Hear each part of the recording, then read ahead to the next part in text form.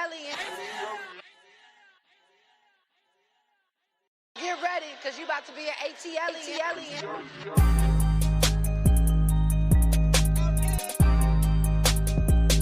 ATLien.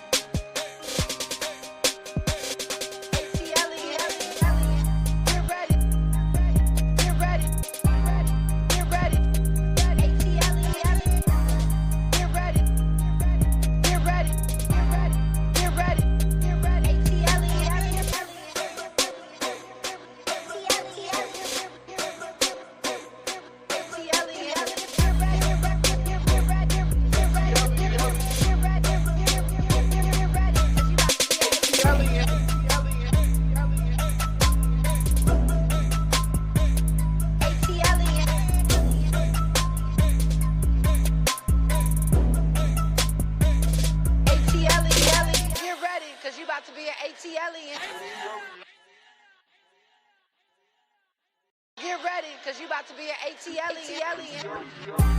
I'm here, honey. I am here. I'm up here running around looking for some lip gloss. I couldn't find no lip gloss. I couldn't find nothing. Yes, pink hearts in the chat for Mama Brown, please. And anyone who is fighting this big C journey. Okay. I appreciate each and every one of y'all for being here with me and supporting me. And Mama Brown appreciates each and every one of you as well. How y'all doing? I feel like I've been on the internet all day. I do. I have been on the internet all day. I've been on TikTok. If you're not following me on TikTok, follow me on TikTok. I've been on TikTok. I've been on Patreon. I did an hour on Patreon. I did a replay over here on the YouTubes. And then here I am now. So I've been here. Look, y'all might not see me for a few days, honey, because y'all know how I do. Y'all know how I do. Hold on a minute. I'm trying to put my straight from the A up on my screen and behind me. So y'all won't get that glare.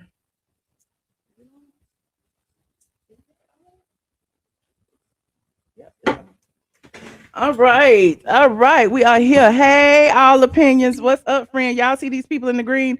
These are our channel sponsors.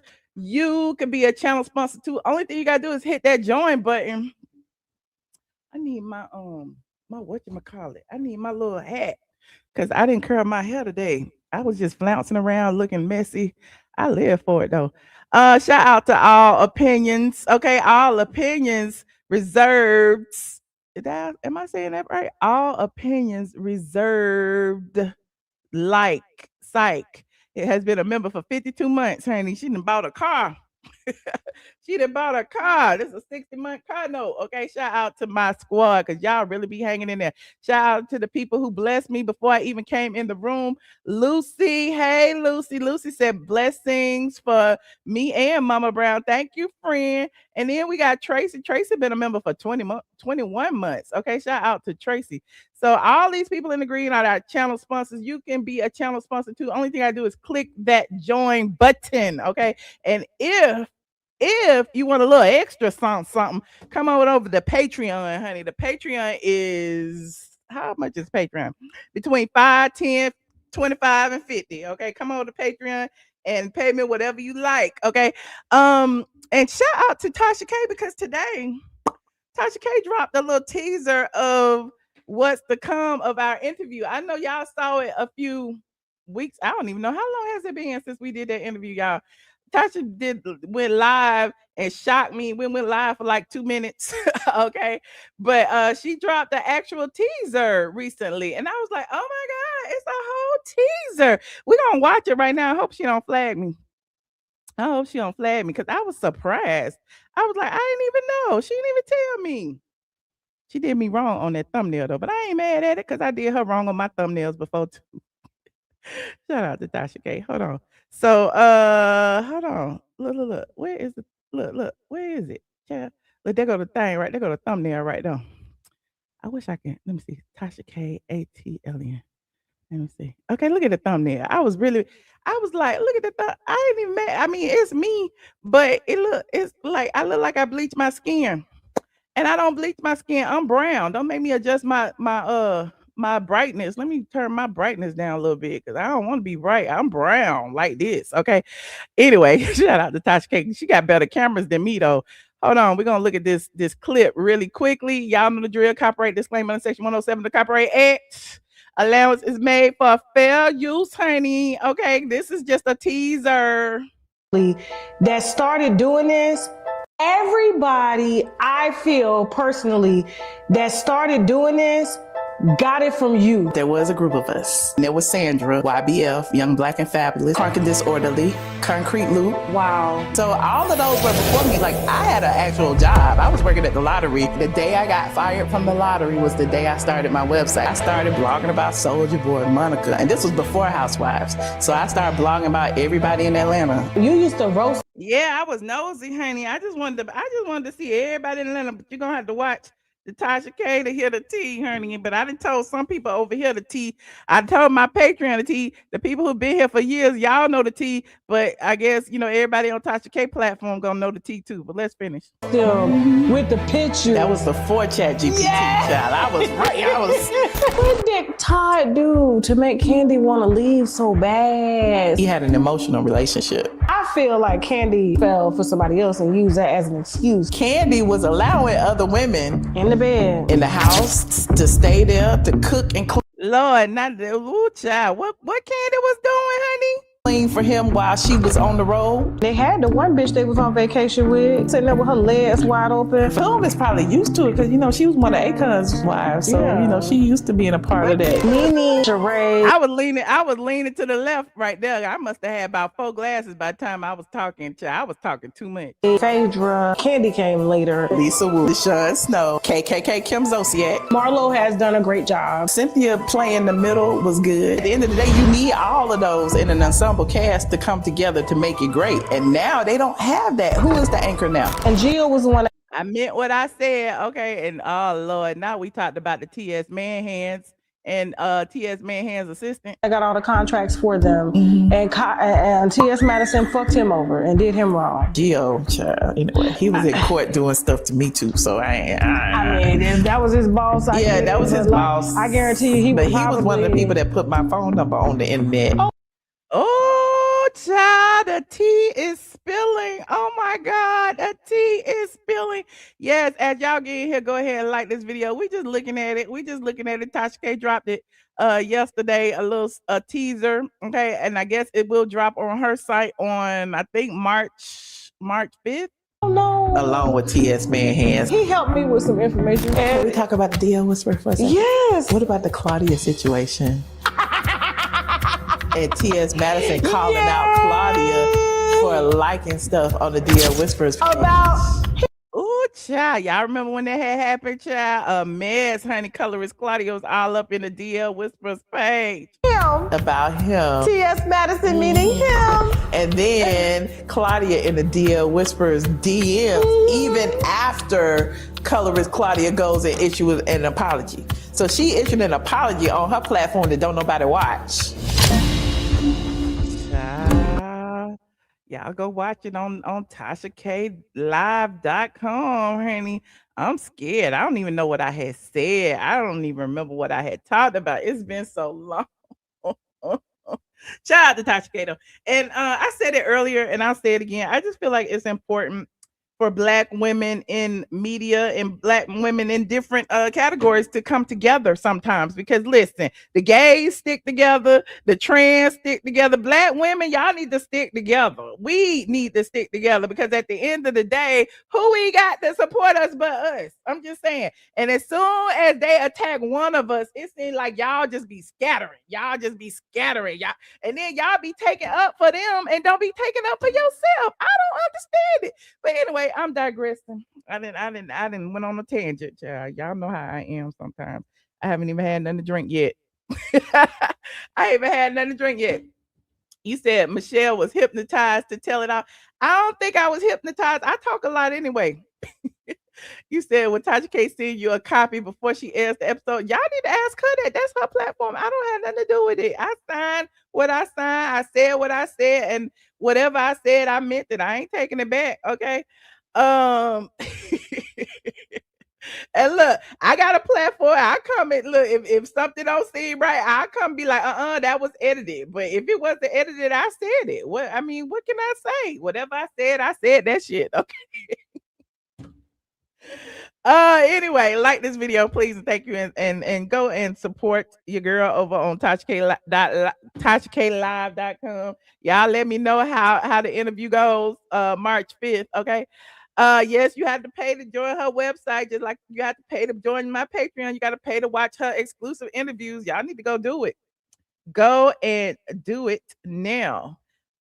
I don't even have my other phone, so I am going to be popping off doing this all night long. Like this video, please. Thank you. Like this video. Did y'all watch the Real Housewives of Atlanta season 17 trailer? Well, before I get there, y'all wanted me to talk about Carlos and NeNe in Raleigh, because they're on their meet and greet tour. I think they got Raleigh and then they got Nashville, and I don't know what they got after that. But apparently Raleigh was pretty successful. Y'all came out, showed up for your girl, showed up for Carlos. Now, I don't know how many of y'all was actually there for Carlos, or how many of y'all were just there for NeNe. Whatever, it don't matter, y'all was there, okay? And so Carlos posted a trailer, a teaser of his meet and greet on his Instagram earlier. Hold on, let me see. Carlos King Instagram. And it looked like it was cool. It looked like it was fun. He said it was sold out, honey. That's what he said on his thing. Hold on. He said it was sold out. Here it is right here. Y'all know the drill. Copyright disclaimer. I wonder if he got some music on it. I haven't seen this yet. Let me see. If he got some music, we just gonna narrate. It's me. He would have some music. Why you got music on here? You got music on here. So NeNe and Carlos in Raleigh, North Carolina. Okay, they filmed it. Okay. They filmed it. They show all the people. They got all the people in their little booth. Okay, they saying, hey. And look, they saying they love NeNe. They love NeNe. Hi, NeNe and Carlos. They saying, hey, NeNe and Carlos. Look, they even got the Caucasians out. Look at that. Look at that. Shout out to Princess AG. Thank you, friend. You said your friend attended, and she said they laughed all night. I bet they did. I bet they had a whole little read session. I can only imagine. Look. NeNe came out with her lavender on and her feathers. Carlos King! NeNe Leakes! But we are here in North Carolina tonight to have nothing but fun and a lot of tea. Yeah. See that? Y'all got me together, honey. Close your eyes. Yes, T. Ooh.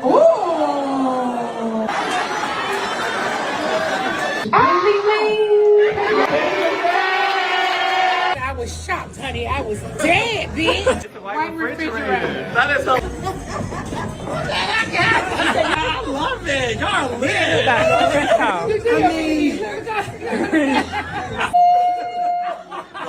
That's cute. Hey, we're the NeNe Leakes and Carlos King. And we just held Raleigh, North Carolina. We have the biggest announcement coming up soon. You do not want to miss it, okay? We are announcing something huge. You don't want to miss it. Yeah, there you go. They say they're gonna announce something huge. All y'all be wanting Carlos to create a show for NeNe and do this and do that. Maybe he has finally created a show. I don't know. Any more pictures? Let me go see. Let me go see if they got any more pictures. We got that little video. What else we got? Let me see what we got in here. We ain't got no pictures. I don't see no pictures. Okay, what's this right here? Is that a picture? What's this? We ain't got no pictures. Oh well, that's what we got. That little clip. Oh wait, he got some in his thing. Let's see what's in his stories. Y'all know how we be doing. We be doing our little research. Hey y'all, hey y'all, hey y'all. Love y'all too. Love y'all too. Come on in and like and share, like and share, like and share. Somebody said I never had this much fun on a Tuesday. Carlos can't eat it, honey, if you're single and young. Right after this, girl, I gotta go to Memphis, Tennessee. For that third leg. All right, love you guys. So, yeah, Carlos reposted everybody. Look at that. Listen, what this? Oh, it ain't got no sound on it. Everybody look good. And they called you. So a little birdie called me first. Ooh, a gay guy? No, it was one of the girls. Okay. It said NeNe and Carlos live show was so good tonight. NeNe looked amazing and is truly an icon. I was big and pregnant there, enjoying every moment. Carlos did his thing too. Both gave us our money worth. Okay, shout out to giving the money's worth. Tonight event Okay. is proudly sponsored by. We just kind of connected from conversations, and he invited me to brunch the next day. And of course I said yes, this fine tea, of course. And the rest was history. We were together ever since. Sound like she was talking about Yanni. How did she meet Yanni?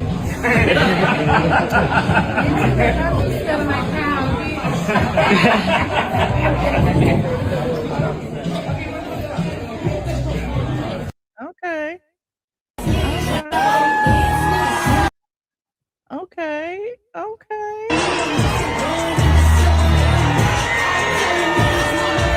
Like, who didn't think NeNe was gonna bring out the girls? Who did? Okay, well, there's that.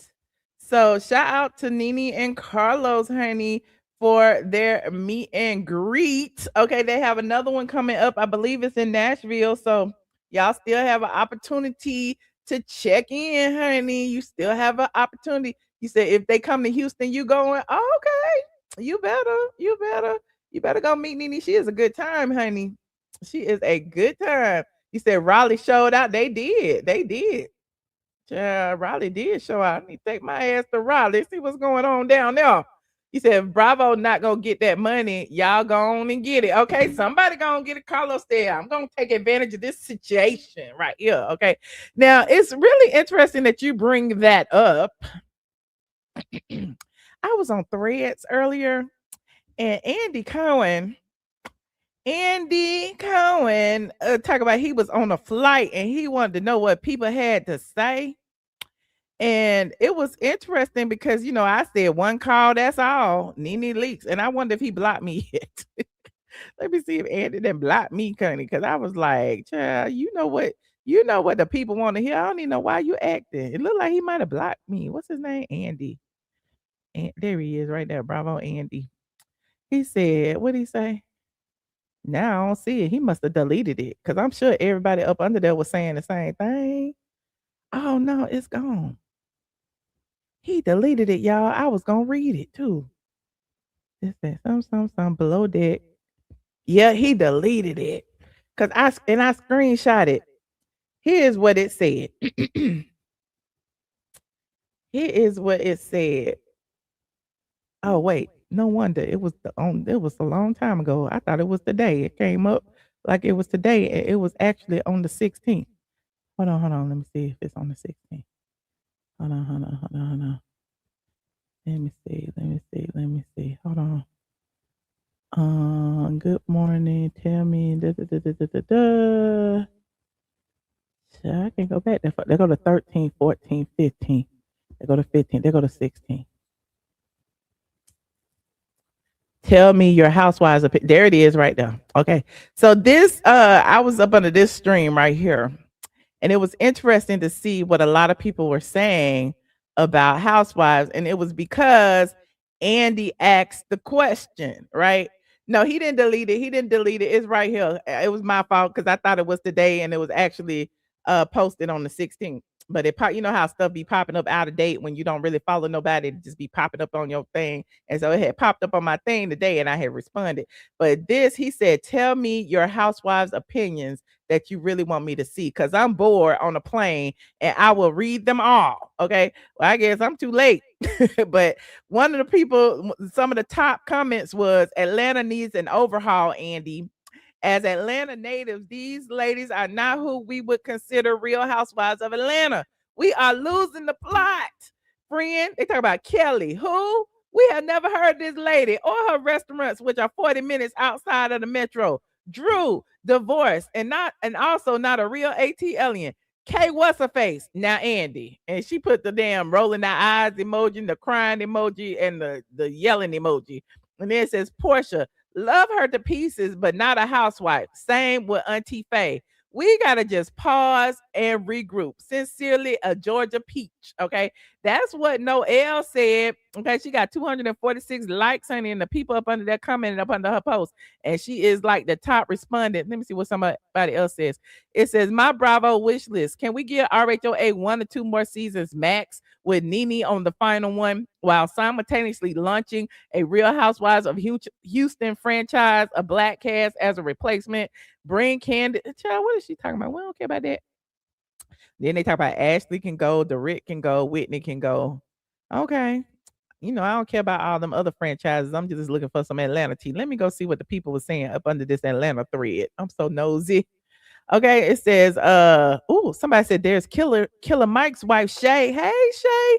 2 Chainz wife, Keisha. Tiny Harris was always good for TV. Toya, too. I know it's a plethora of others. Yes, get back to the wives of it all. Okay, I said that before, too. Somebody else said this. We have completely moved away from the plot. It's unbearable at this point. Somebody else said this. I know at least 3 to 4 phenomenal ATLiens that would be great addition for the cast and would show wealth, class, and have consistent storylines every season, not dependent on one another. Andy, just put me for casting and my girl on this thread as a producer, and we've got a show. Okay, people up here, look, pitching for jobs right now. Okay, somebody says, see you at the casting meeting, friend.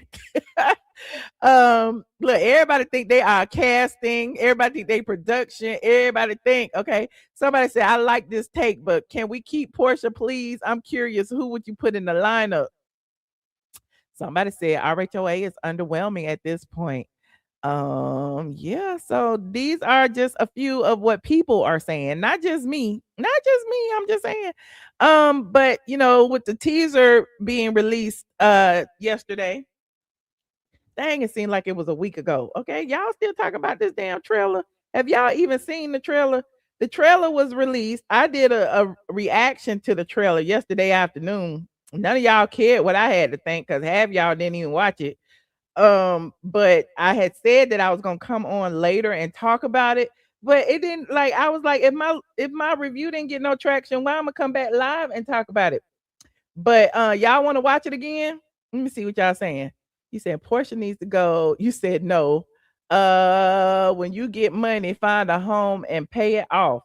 Okay. Where you come from with that? Hold on, let me put this on the thing. Bring Eva Marcel back. The trailer was just okay. It feels forced. Some people saying no, some people saying yeah. Put a 1 in the chat if you want me to watch that boring ass trailer. Put a 1 in the chat if you want me to watch that boring ass trailer. Put a 8 in the chat if you just want me to keep going. Put a 8 in the chat if you want me to keep going. Hold on. Why my little thing won't come on the screen? Apple TV. You saying 1, 1, 1, 1. Y'all 8, 8. Okay. 1, 8. Okay. It look like 50, 50. Okay, it's more ones than 8. Oh, some 8, some 1.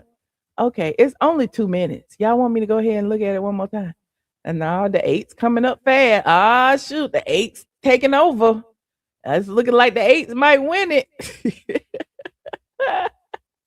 You said, I hear it's love and hip hop ish. I go ahead and look at a little bit, just a little bit.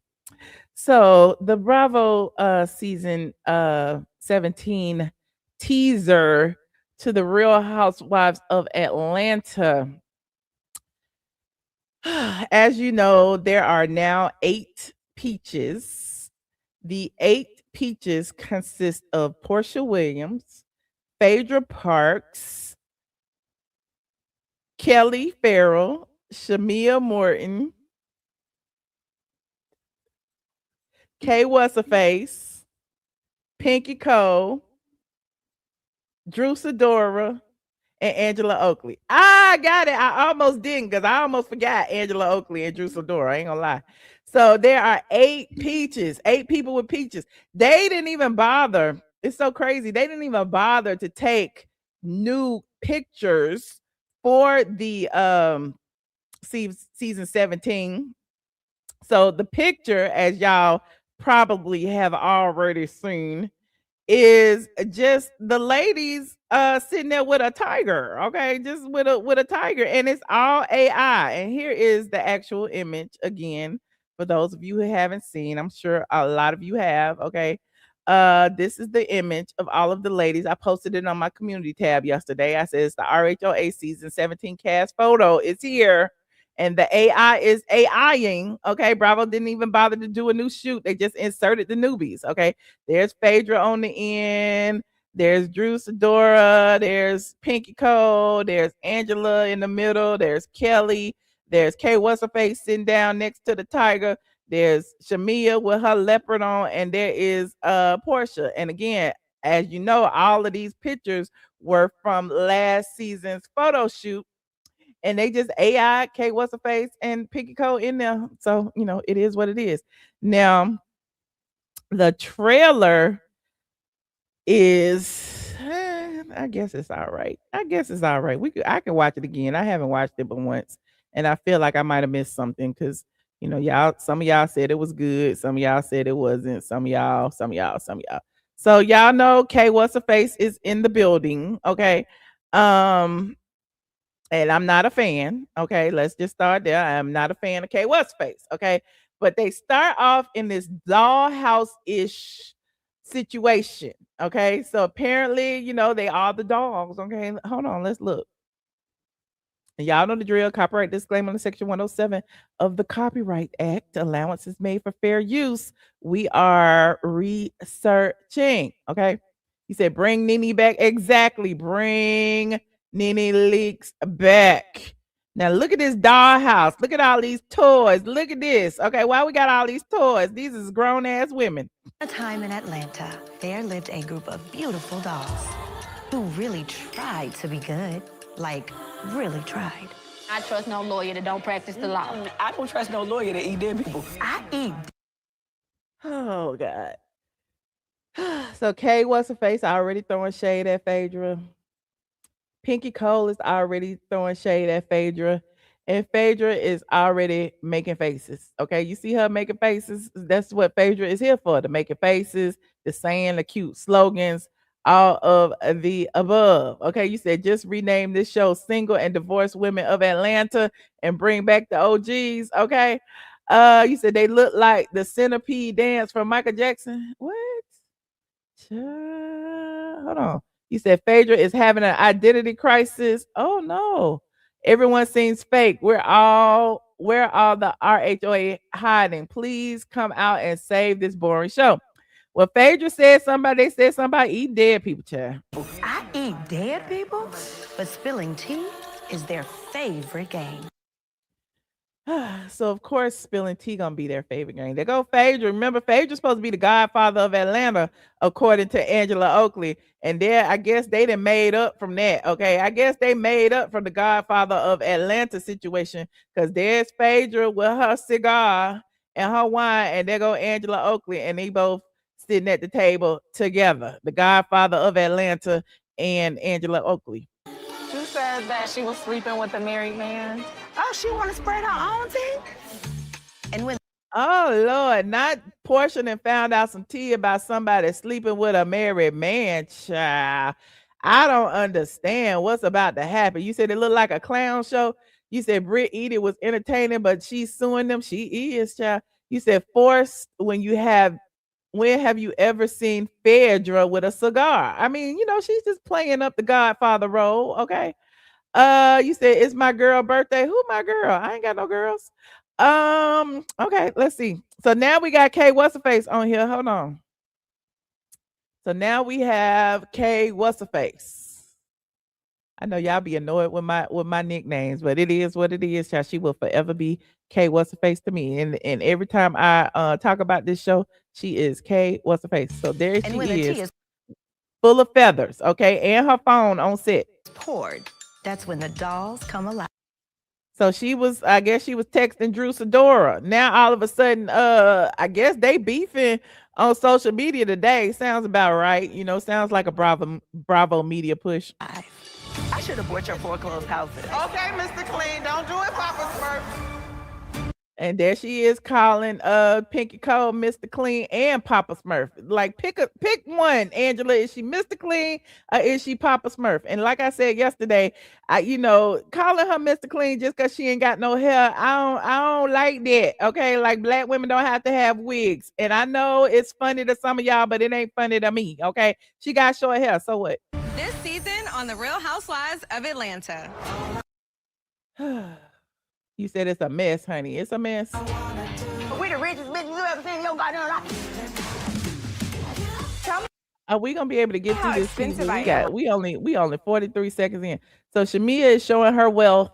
Okay, she's showing her wealth and wearing like $100 million worth of jewelry and a big wig. Cynthia Bailey is back there in the background doing what Cynthia Bailey does. Absolutely nothing. Right now. 180,000. Atlanta is Black Hollywood. Okay, and yesterday I didn't know who it was. That's Natari Newton from Power and SLW. And there is Ricky Smiley, okay, from the Ricky Smiley Morning Show.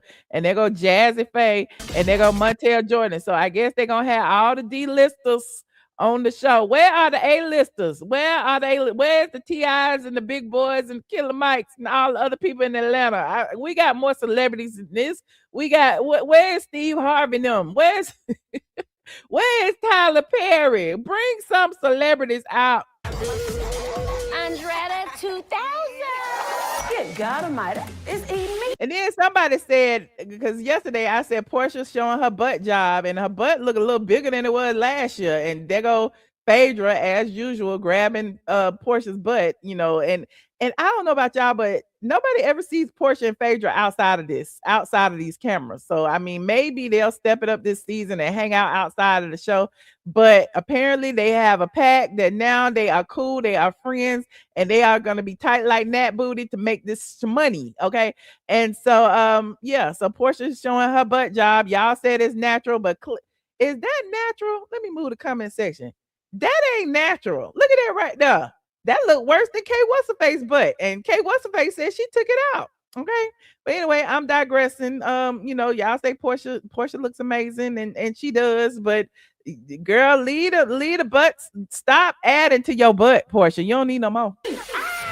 I didn't expect. But she said she cornbread fed, so it may be true. God to send a 6'5" tall man with big arms and tattoos. This is my friend Sway. I love these hands. Okay, there she is with Sway. What you talking about? I'm doing NeNe's bidding. You don't think I have my own mind? Who is my girl? Whose birthday is it that y'all talk about? I don't even know who y'all talking about. Whose birthday is it? Clearly, it must not be my girl if I don't know whose birthday it is. Is Kenya birthday? Is that who birthday is? I don't know who y'all talking about. It ain't NeNe's birthday. NeNe's birthday is in December. Well, whose birthday it ain't my birthday. My birthday in August. Anyway, let me continue. There she is with her lesbian. Okay, there she is with her lesbian. It's giving Atlanta. But sometimes we play in the field too much and then we look up and we're like, hey, what happened? So Portia lesbian want her to settle down. Okay, let me keep going, honey. Please welcome Miss K. Michelle. My husband. So there go K What's-Her-Face and the man that she was playing around with on Marriage Boot Camp. It's Sierra Content birthday. Happy birthday, Sierra Content. It's everybody's birthday. Happy birthday to anybody's birthday is. Y'all getting on my nerves now. Dr. Sims. Nice to meet you. I'm on the biggest. They said the people say on social media that K What's-Her-Face ain't even married. She's only play married. She called a man her husband, and he ain't. And all I want to know is what's going and see if I say it, y'all gonna say I'm wrong. But you know, he got something going on with his face. I don't know if that's his sugar or something or what's going on. But if he's a doctor, he need to get that cleared up a little bit. Like at least put a little makeup on it before you get to the camera. I don't know. I'm saying what the people say. Listen, don't be mad at me, K. What's the face? This country music label, and I don't think people understand that pressure being the only black woman. Yeah, okay. Yeah. Anyway, let me continue. We got some sluts walking in the building. So y'all was trying to make me think that Pinky Cole was boring this season, but apparently they said she stepped up and she was going at Phaedra all season long. That's what the people say. I'm one of the most powerful entrepreneurs in America. Miss Pinky Cole.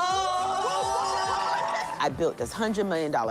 She started off the damn teaser saying that Phaedra eat dead people. Now what's about to happen? Brand. Behind every great man, there's an even better woman. She's married. She ain't single. Okay, she's married with kids. They said Pinky and her husband got 5 kids. He got a successful business. She got a successful business. Dallas, here we come.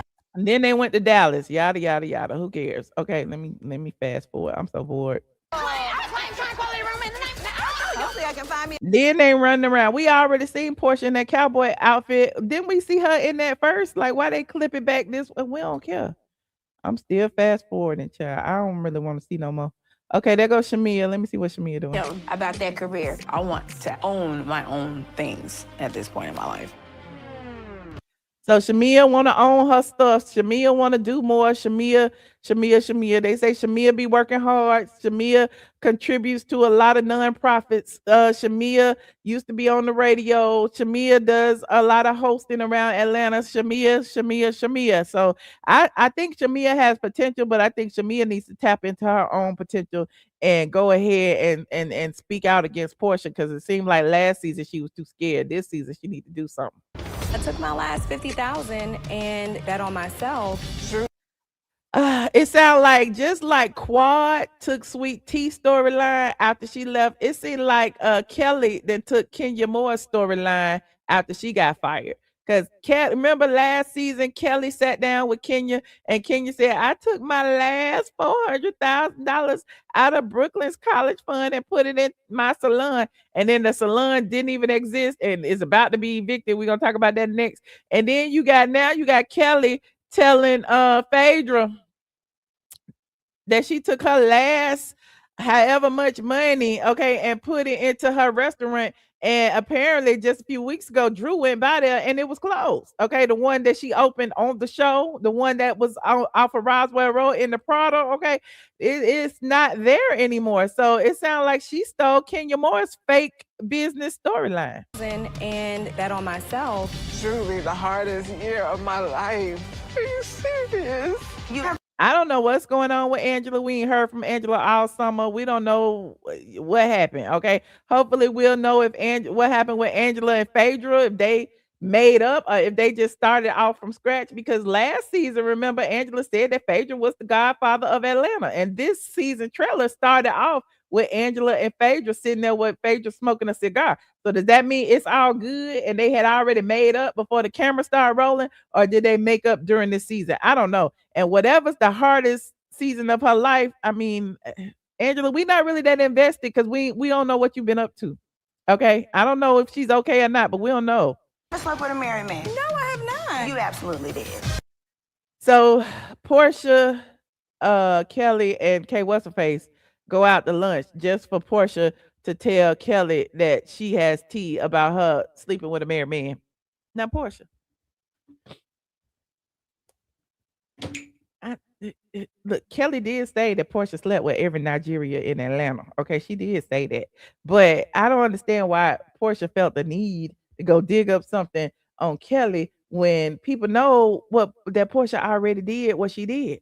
You said her mom passed away. I thought her mom passed away last season. I mean, I'm sorry for her mom passing away, but I thought that happened last season. Okay, but anyway, moving on. Hold on. The people want black. That's my friend. What up, baby? Good. So Black and Drew. I don't care. And Black is apparently in K What's the Face's DMs too. And K What's the Face tell Kelly that Black is in her DMs. No! Now, why would she be a lie on you? Well, she doesn't like me. So Shamia don't like Phaedra. Keep my name out your mouth. Don't you ever K What's the Face don't like Drew or Phaedra. address me that way. Who Portia don't like? Portia got K What's the Face in her lap. I guess she liked K What's the Face. I don't know. Portia has every Nigerian in Atlanta. You better get that goddamn drink on my face. Take your goddamn lick. And there go Portia. You know, when that Hennessy get on her, she fighting and cursing and stuff. Like I said, it's loving his hip hop basketball wives of Conyers. We're going to be very well behaved.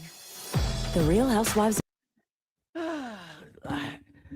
Loving hip hop housewives of Sandy Springs coming to you on April 5th.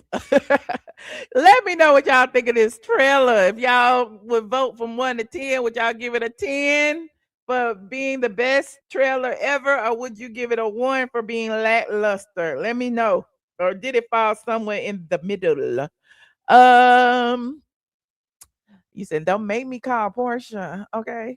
You gave it a 6. Okay. All right. Are y'all excited about it? Liz say she gonna watch. I'm gonna watch too, but you know, yeah. Who's the anchor? He said they are blending in with the background in that cast photo. Okay. They really are. Ooh. Everybody, like they all look like lions and tigers and bears. You said a 5, a 8, a 5. I don't see no high scores. Y'all was acting like it was so good. But I mean, you know, I don't want to be skeptical, but you know, I am. You said that's because Portia is more loving hip hop than she is Real Housewives. The show has just changed and not for the better. Okay, not for the better. Okay, all right. Well, interesting. You said you'll listen for my review. Okay, okay. You said Queen Portia is the anchor. Okay, okay. Well, and on that note, let's move on. And on that note, let's move on. So we had the Real Housewives of Atlanta season 17 reunion. I don't know how to feel about it. Somebody said it's boring. They just text me and said it's boring. I don't know why you text me. Why you ain't say it in the chat, friend? But you know, it is what it is. It was released yesterday, and on the heels of the Real Housewives of Atlanta season trailer being released, why is it all of this tea that I've been spilling for months all of a sudden is re-emerging? Okay, I understand the Real Housewives of Atlanta. Everybody want to catch up to the hashtag all of the above, but now they talking about Kenya Moore's eviction. Now they talking about Brit Eady's lawsuit, and I'm like, we've been talking about all of that since April of last year. Okay, TMZ is reporting on Kenya Moore's eviction, and they ain't even got all the tea. Okay, hold on, we're gonna pull up Kenya Moore's TMZ. Okay, and I'm like, TMZ, why is they reporting on Kenya Moore? That is weird. Hold on. Child. Ooh. Not NeNe Leakes got a new man, child. Look, before I talk about the eviction, why I just pull up TMZ and the first thing that popped up was NeNe Leakes courtside at the Grizzlies game with a new man. Oh Lord, she done left Yanni. Oh Lord, NeNe done left Yanni. Breaking news, NeNe was locking lips with her new man courtside at the Memphis Grizzlies game, honey. At the Memphis Grizzlies game. Hold on, we gonna look.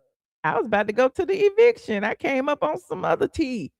NeNe Leakes isn't hiding her new man. She's showing him off. Why I can't get rid of all these ads?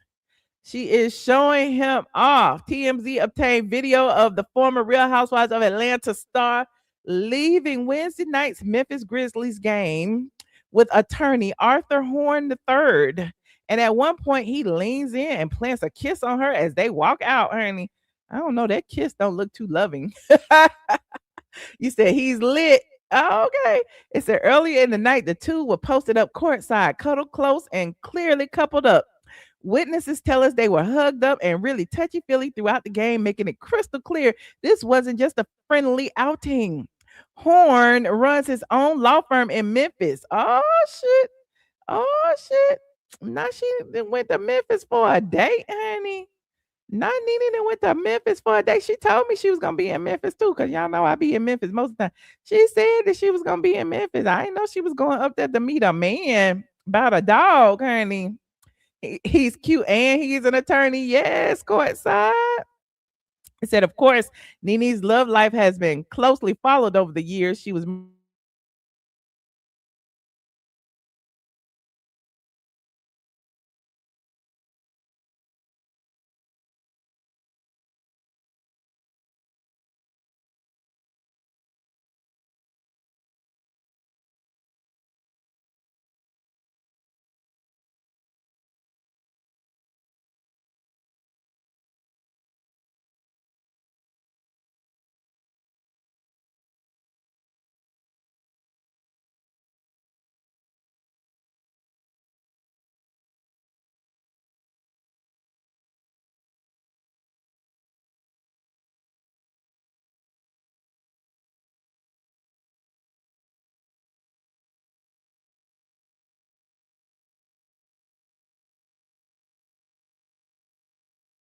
I tried every fad diet that was out. The cabbage soup diet, the cayenne pepper and maple syrup diet, kickboxing, step aerobics, half marathon, putting on trash bags to create like my own mini sauna. Every pill, every powder. I've tried it all. And I got all of this stuff. I've been looking at the thing.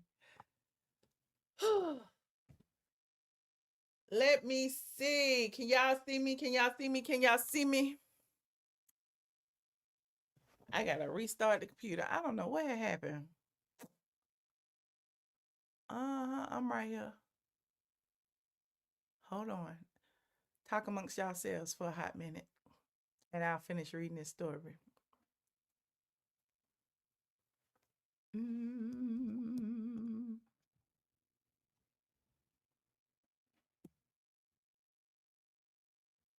Hold on.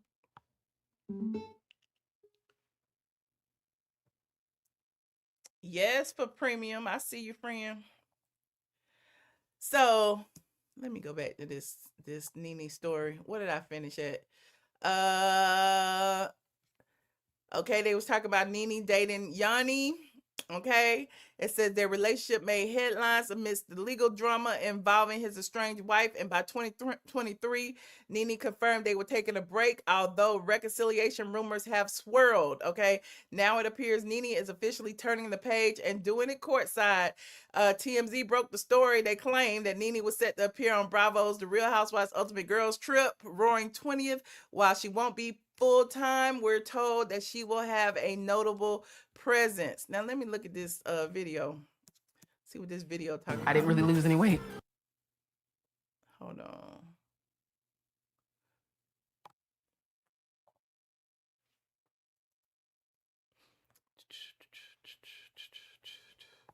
Let's see. Okay. Y'all know the drill. Copyright disclaimer. We just trying to see NeNe courtside, see what's going on here.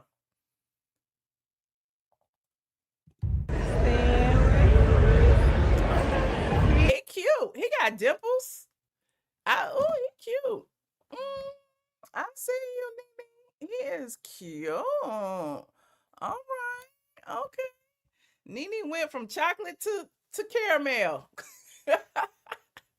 NeNe done went from chocolate to caramel, honey. Like it. A real smile. Yes. Okay. Let me see the smile. Well, I ain't mad at it. It's giving age appropriate. It's giving cute. It's giving all of the above. Okay. Let me see some more. Do a real smile. Like it. A real smile. Let's see. Let me see the smile.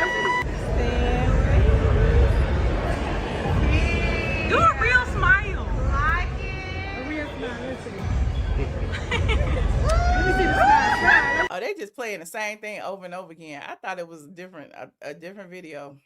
Child, they just playing the same thing over and over again. Hold on just a second. Here we go. Let me get in here.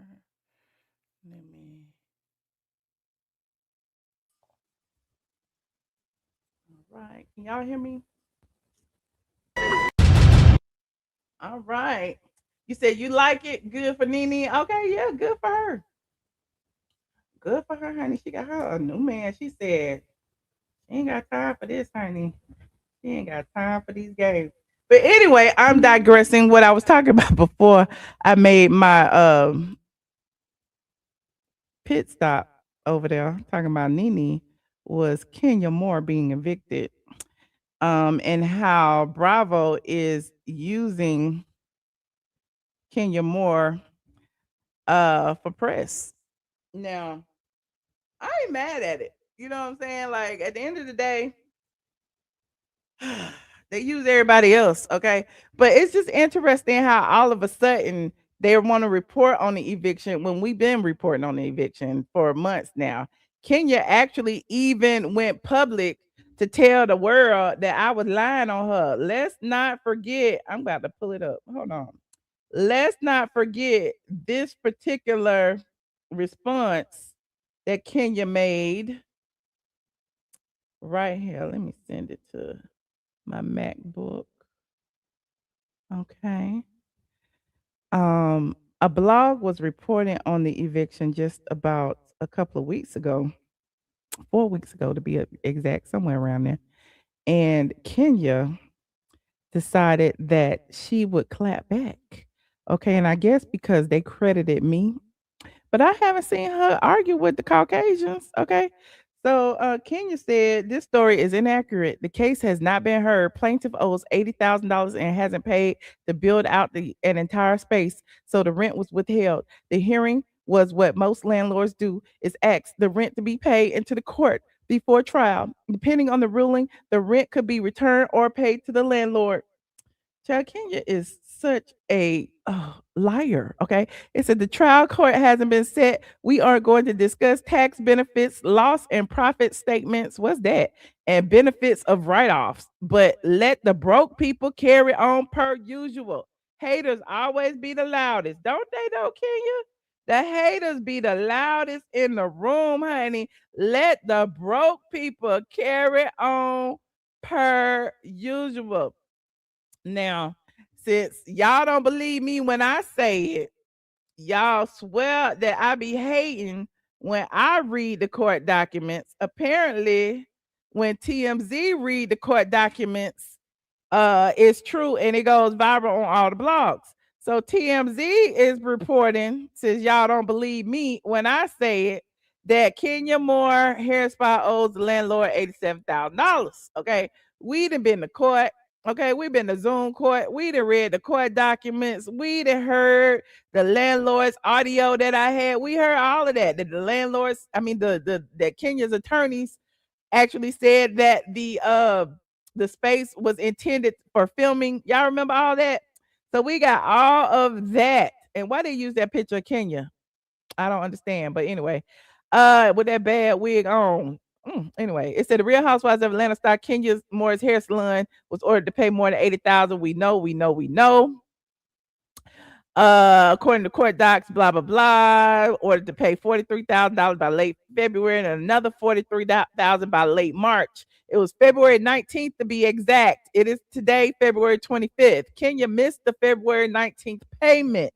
Okay, according to the court order that we read the other day, the judge said that if Kenya failed to make her payment by February 19th, the landlord could proceed with eviction with no further court intervention.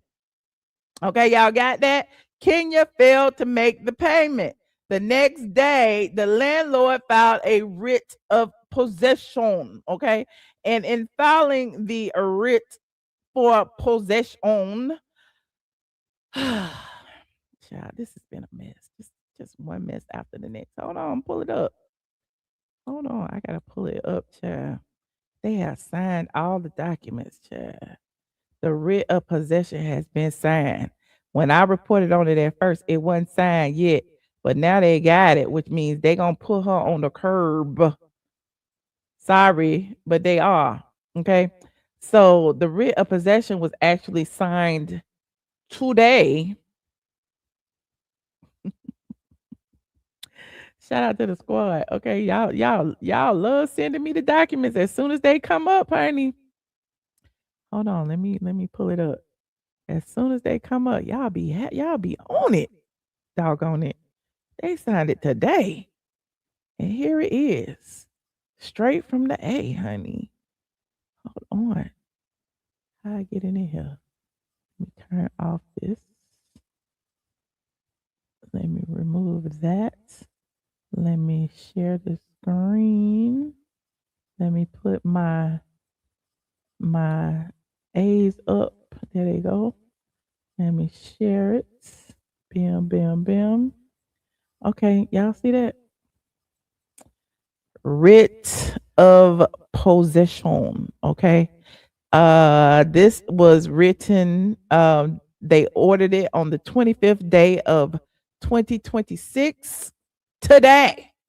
Defendant More Vision Media Inc. has failed to make rent payment into the court registry as required by this court's February 3rd, 2026 order compelling payment of rent into the registry of the court. TMZ ain't even got this. Now, therefore, you are hereby commanded to place plaintiff landlord Northland Chambly LLC doing business as the Deco at 5211 in full and quiet possession of the premises located at 5211 Peachtree Boulevard, Suite 600, Chambly, Georgia 30341. And to remove defendant tenant More Vision Media Inc. and all other occupants and their personal property and any and all persons claiming through or under them from said premises.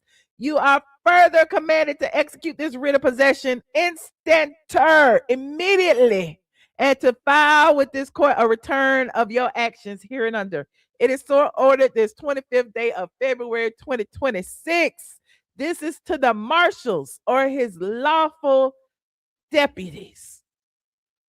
Y'all, I don't know if they did it today or if they're going to do it tomorrow. I don't know if they're going to do it next week. All I know is the judge signed it today. It's a wrap. The judge ain't going to unsign it.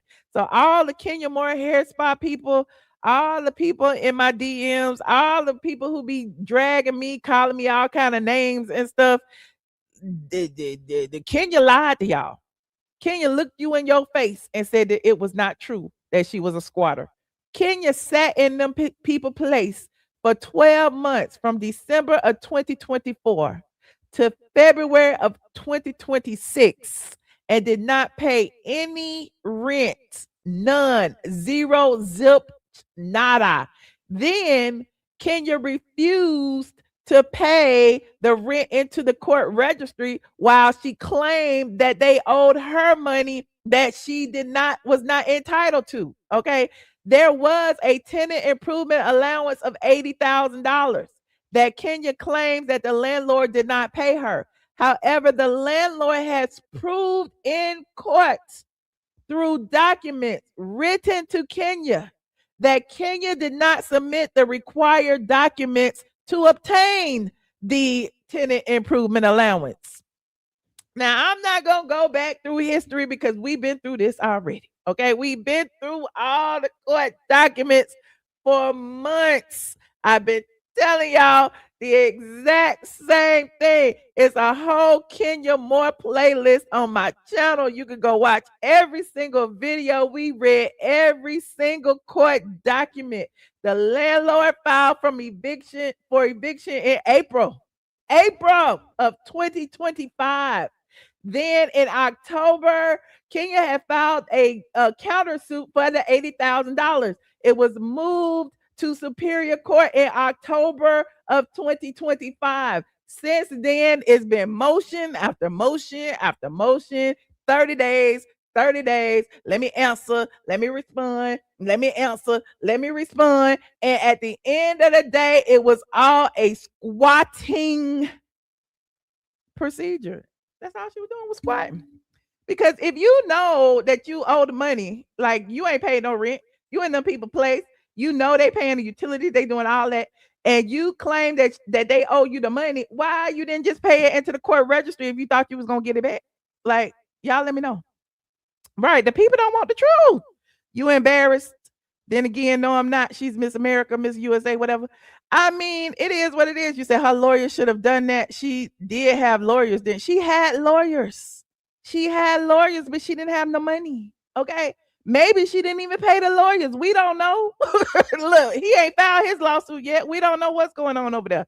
He said, I can't believe she had the nerve to say this was a legacy for her daughter.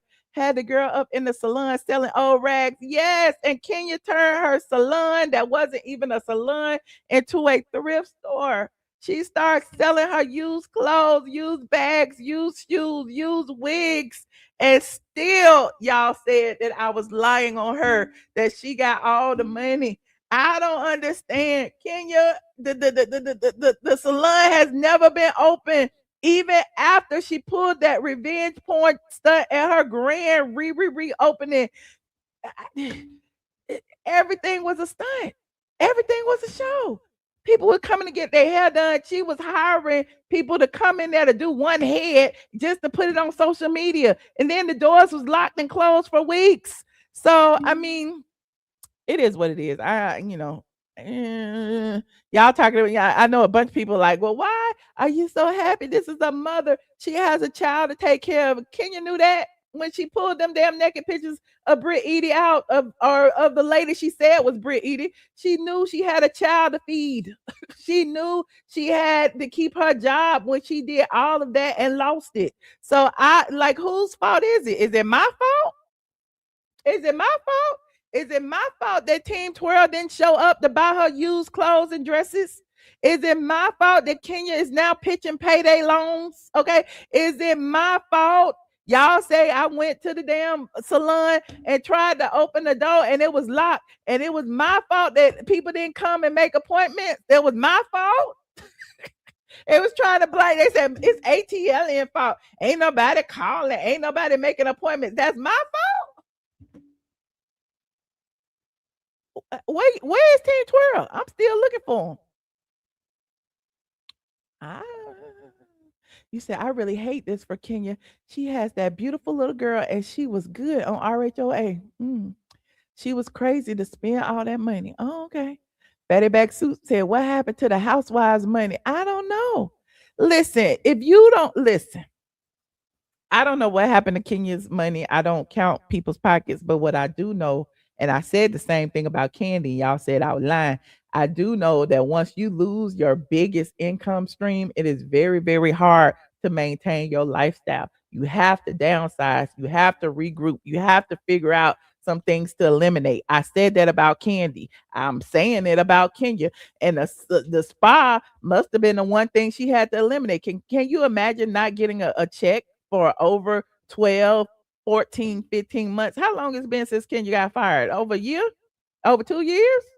Because after she pulled that revenge PORN stunt, she wasn't back on that season. So whatever money she thought she was going to make during season 16, she didn't make because she wasn't on the show no more after that. So you said Kenya was making over $1 million per season, but here's the thing, she didn't make $1 million last year and she didn't make $1 million the year before. So can you imagine losing $1 million after making $1 million every year for the past 5 years and then you lose it? Like most people, despite it being a lot of money to most people, even the people who make $1 million be living check to check. Okay, most people, the smart people don't, but a lot of people who get a check, 20,000, 30,000, 50,000 a month, their mortgage is 35,000. Their mortgage is 50,000. Like a lot of people do that, and I don't know why. But it's important to have financial literacy and to live below your means. That's what people always tell everybody. live below your means. Just because you can afford it don't mean you have to have it. I understand treating yourself every now and then, buy your little Louis Vuitton scarf every now and then. But if you listen, your housing is your biggest expense, your car is your biggest expense, and then everything else around there. You do not need to be living nowhere where the bulk of your check, okay, over 30%. Yeah, over 30% of your check does not need to go to your rent or to your mortgage. Okay. It should be a lot less than that. Now, if you are scrimping and scraping and struggling to survive, then live what you can. Live with, but if you making money, you do not have to upgrade just because you feel like you can. And I say that to a lot of social media people too, because this money be funny sometimes. We get a whole bunch of money, then we don't get as much. Okay. And it's like, why you getting a whole bunch of money? You might be getting 50, 60, 70, 80,000, maybe 100,000. Then you go online, talk about you rich bitch and all that. Then you like, I'm going to upgrade. I'm going to get me a Bentley and I'm going to move in a high rise and I'm paying $10,000 a month over here and I'm paying this and I'm paying that. And then the 1 month that you don't get no check, you looking stupid as hell because you ain't saved no money. You don't have nothing to fall back on. So, I see Kenya like that. Who's to say that, she got a daughter, she travels a lot, she goes to Dubai, she does this, she that. All of that costs money. Maintaining a lifestyle costs money. The insurance on a Bentley and a Rolls Royce costs money. Okay. Let's not even talk about the note on the Bentley and a Rolls Royce. All of that costs money. And when you lose your regular stream of income, you got to figure out how you going to maintain that. She tried to come to YouTube. Okay. That didn't work. She tried to rent out the damn spot. That didn't work. The Kenya Moore hair care products been eliminated from Sally's and CVS. Where's the money coming from with that? Mark then sold his business or went bankrupt or something and moved to Atlanta, and they say he was living in her basement. How is he having? Like, at the end of the day, like, no one's surprised. I'm only surprised that she was squatting and calling everybody a liar. I would have respected Kenya more if she would have just shut them doors and went home. Okay, shut them doors, took out her expensive faucets, whatever it is that she say she spent her money on, took them, go ahead and sell them on Facebook Marketplace or whatever, because everybody be looking for fixtures and light fixtures and all kind of stuff, child, and just went home. You didn't even have the damn salon open. Anyway, moving on. I didn't want to be right though. I didn't. I really wanted Kenya to pay. I kind of low key be rooting for the underdog. So when we were going to court and we were seeing all this stuff, and Kenya had till February 19th to pay it in the court registry, I was really thinking she gonna pay it in the court registry. But in the back of my mind, I'm like, no, she ain't, because if she could pay that into the court registry, she would have been paying her mortgage on time. I mean, the rent on time. Think about it. If she knew they owe her this money, she got a 10-year lease, she would have continued to pay her $4,500 a month and then just, argue over her tenant improvement allowance. Her suing them should have been, she should have been the plaintiff. Okay. She was playing opposition. They sued her. They evicted her. And then she came back with a countersuit. Well, you know what? You owe me some money. That ain't how it worked. And, she failed at it. Don't they have accounting to keep up with that stuff? I'm sure they do. I'm just, talking about, and maybe I might be talking personal experience, honey. I done made a lot of money, went broke, made it back.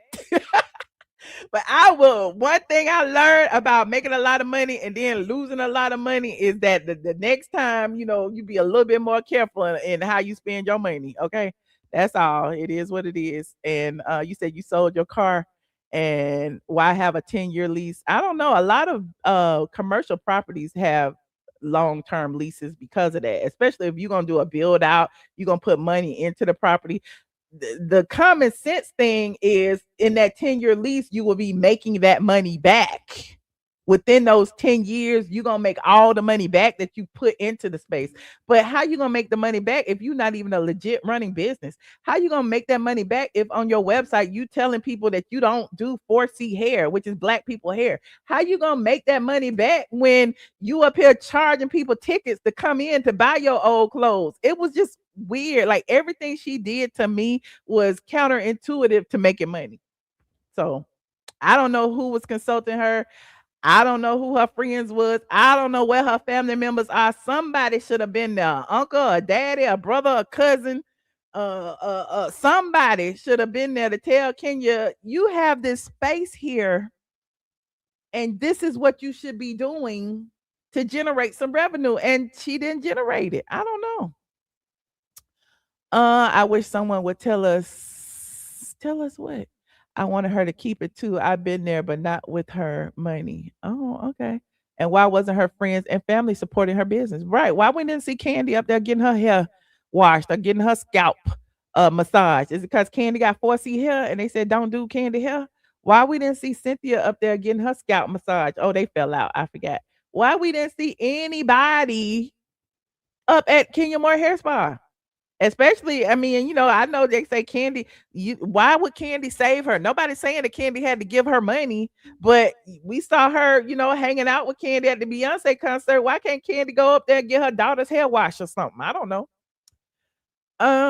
You said now I have an alleged lawyer on YouTube stated that since the property was under her LLC, then Kenya can't be sued for the money.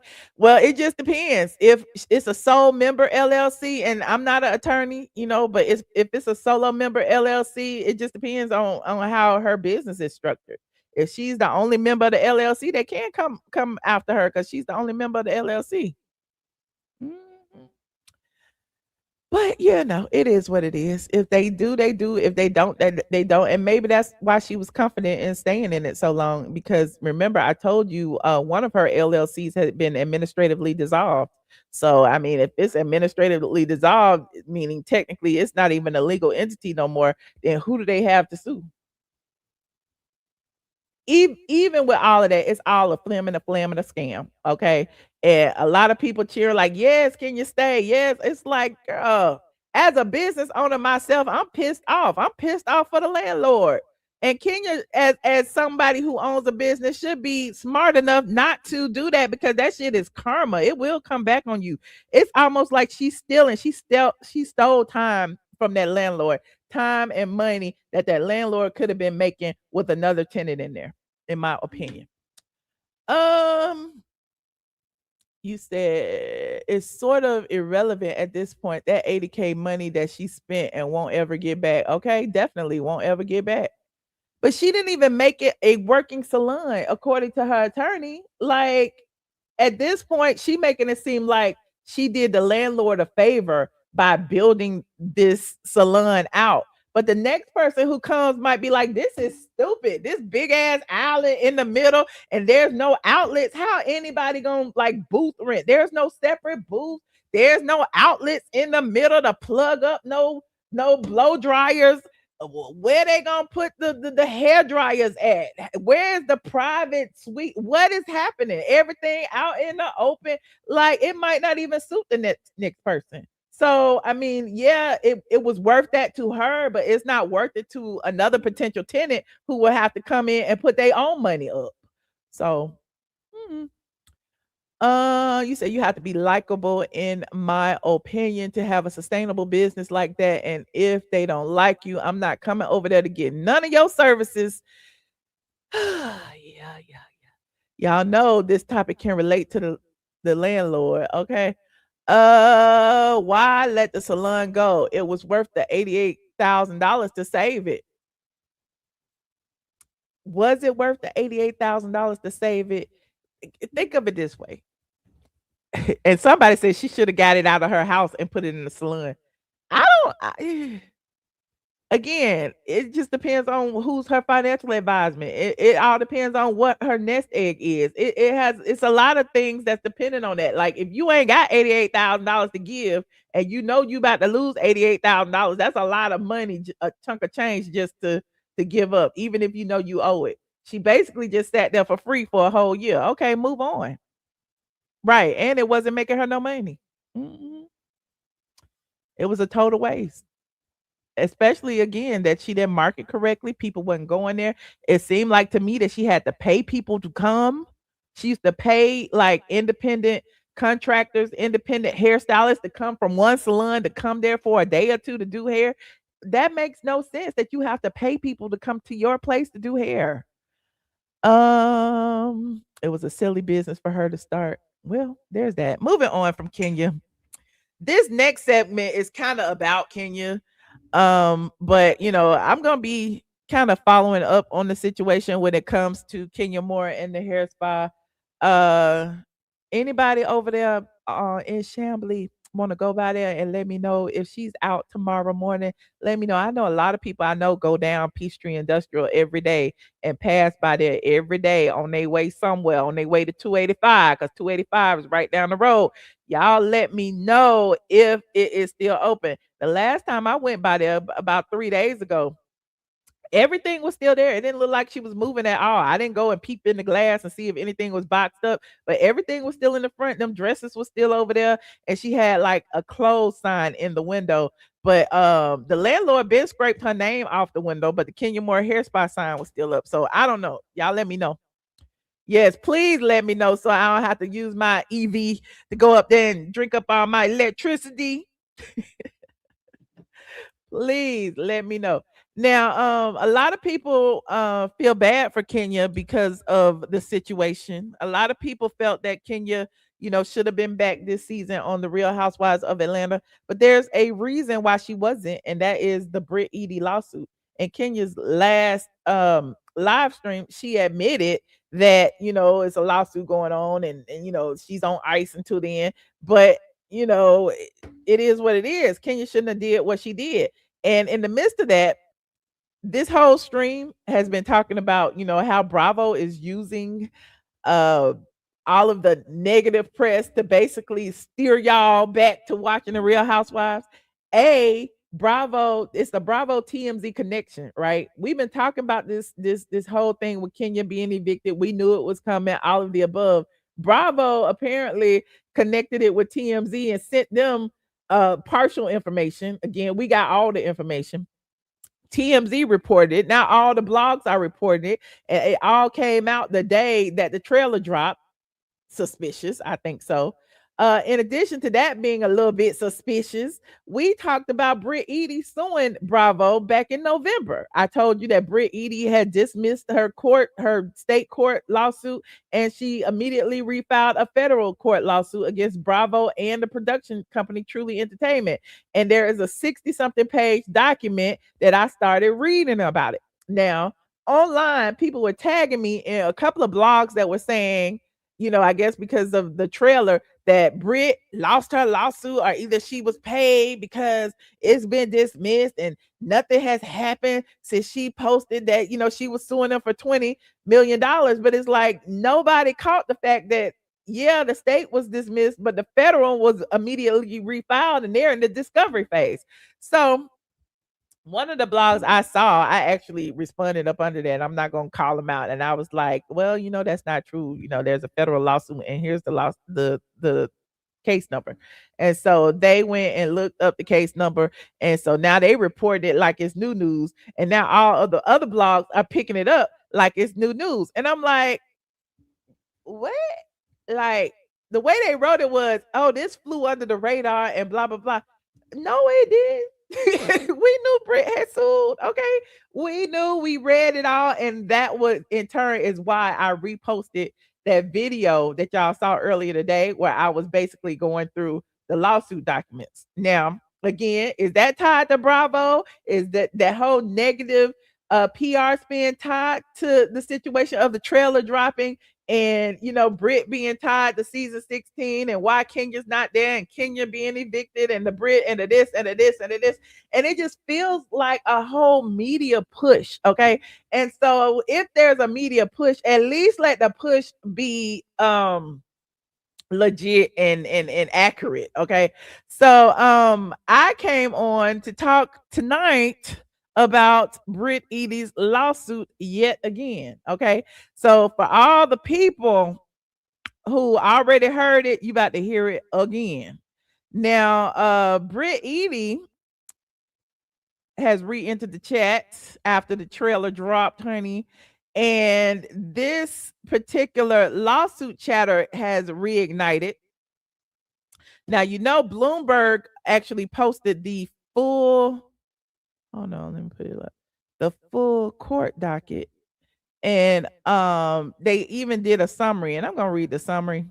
But the document is 66 pages long, and there is so much in that document. It even like told, please watch my previous video because look, I'm starting to tucker out now. It's been an hour and a half, but please watch my previous video, the standalone video that's like 30 minutes where I went through most of it. Brit Eady sued Bravo Media LLC and production company Truly Original LLC over the previous season of the Real Housewives of Atlanta, and there were allegations that she was victimized by revenge PORN, and you know why, okay? And all stemmed from Kenya Moore. Now, Kenya Moore isn't necessarily named as a defendant in the lawsuit, but she is definitely named throughout the lawsuit, and there are things that Bravo did with Kenya, through Kenya, that affected Brit and is in the nature of her lawsuit. It says Brit claims that in June 2024, a castmate named Kenya Moore published to a group of hundreds of live onlookers and defendants cameras and a photograph of a woman engaged in a graphic sex act and told the audience that the woman was Brit Eady, which wasn't true. According to the lawsuit filed with the U.S. District Court for Southern District of New York. Now, despite initially recognizing the depravity of Moore's sexual harassment of Eady, Bravo and Truly allegedly made the disgusting decision to leverage it at Eady's expense by pressuring her to discuss the incident and her sexual history on camera despite her objections. Now, if you remember Brit and they had a scene with Brit and Drew, and Brit was like, "Did you sell it? Did you sell the cat?" There were other people talking about it. There was I think Angela Oakley saying that she had like stretch marks around her mouth, all of the above. So it all was like focused on her sexuality. They got people calling her a whore, all of the above, even to this day. Now, it says defendants knew immediately that Moore's photo presentation was beyond the pale and hugely improper and well beyond the show's standards, expectations, and stated sexual harassment policies. Now, Bravo and Truly sought to gaslight Eady into thinking it was in her interest to discuss these highly personal sexual issues. Now, the defendants, Bravo and Truly, then twisted the knife in another grotesque display of sexual harassment and retaliation by telling Eady that they were planning to invite Moore back on the show. Now, Kenya would have been back on the show if Brit hadn't sat out the reunion. If Brit had showed up, they would have brought Kenya back. Okay. Now, Eady said no, she wasn't gonna do it. Like, why would she sit alongside her, harass her? Okay, so Brit is claiming sexual discrimination, sexual harassment, all of the above, which is low-key a crime. Okay, now as you know, she was a member of season 16, and it was announced in July that she wouldn't be returning for season 17. Now, a June 5th notice, if you remember, the original notice that she filed with the New York Supreme Court describe some of the same allegations as this federal suit, but that state proceeding was discontinued, which means she chose to withdraw it because they had bigger fish to fry in a federal lawsuit. Okay, so they was like, we're not gonna do the state level, we going federal with this because this happened across state lines. So it also says Eady alleges that Bravo and Truly violated New York City and City of Atlanta sex discrimination laws and committed retaliation, negligence, breach of contract, breach of fair dealing, and intentional infliction of emotional distress. Now, Eady seeks compensatory damages, including back pay and front pay, and past and present and future pain, suffering, and other hardships arising from Bravo and Truly's conduct, punitive damages, and cost of the suit, including attorney's fees. Now, the original complaint, she wanted 20 million. And now this one, she left it blank because it might be a little bit more than 20, or a lot of bit more than 20. Okay. It said NBC Universal Executive Vice President Jennifer Gesser declined comment on behalf of Bravo. Attorneys for Eady and spokespeople for Truly Original didn't immediately respond. Okay. This was back then. Now, the case is listed as Eady versus Truly Original LLC. And the complaint was filed November 20th, 2025. Now let me go over here because somebody said it was some new documents. It was some new documents today. You said, I hope Brit gets her coin. What Kenya and Bravo did is disgusting, which is why, when people talk about Kenya and what she's going through, it's a little disgusting, but a lot of the eviction drama and stuff, it might be kind of seen as karma. Okay. Hold on.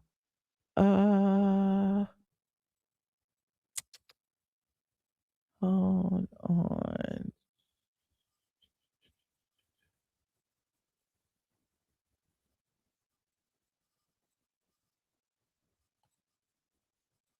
So, Docket Diva, shout out to Lejeune. She was who I was talking about, who had originally posted that the case had been dismissed. But I want to salute her for reposting that that it was refiled. She also did a little bit more digging, and let me see, she got the recent update. Hold on. There are 10 counts total, including sexual harassment, hostile work environment, gender motivated violence, Georgia non consensual intimate image law claims, intentional infliction of emotional distress, negligence, contract related theories, vicarious liability claims. According to Lejeune, the reason why she did a federal complaint is because it locks in detailed allegations, establishes jurisdiction, and signals litigation posture and expands procedural leverage. Hold on, what else it say? As of now,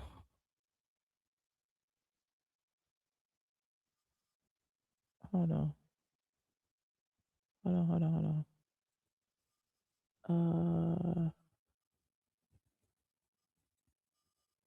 For some reason I can't see.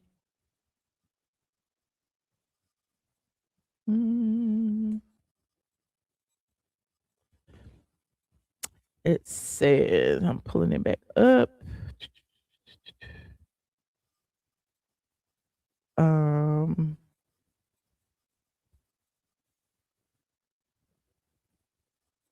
As of now, the defendants were granted an extension in February. Their response is due next month. The next filing will likely be an answer or a motion to dismiss. Okay, but yeah, I was told it's in discovery phase. So that is that is interesting. Okay. So yeah. You said what? Well, good luck, because going up against the machine will take you years and money. Well, it just depends. If she's also suing for attorney's fees, I mean, she might have the money. And NBC, Universal, Bravo, and Truly are big entities, and I get it, but it's not unheard of. They did settle with NeNe, okay, and invited her back. So it's not like she doesn't have a case. And the fact of the difference between Brit Eady's lawsuit and NeNe Leakes' lawsuit, I know a lot of people were asking about that, is NeNe was suing for discrimination for various racial and gender bias and all that kind of stuff. Brit is suing specifically about sexual harassment and things that can be seen as a crime. And so because of that, she does not have to go to contract ordered arbitration as NeNe did.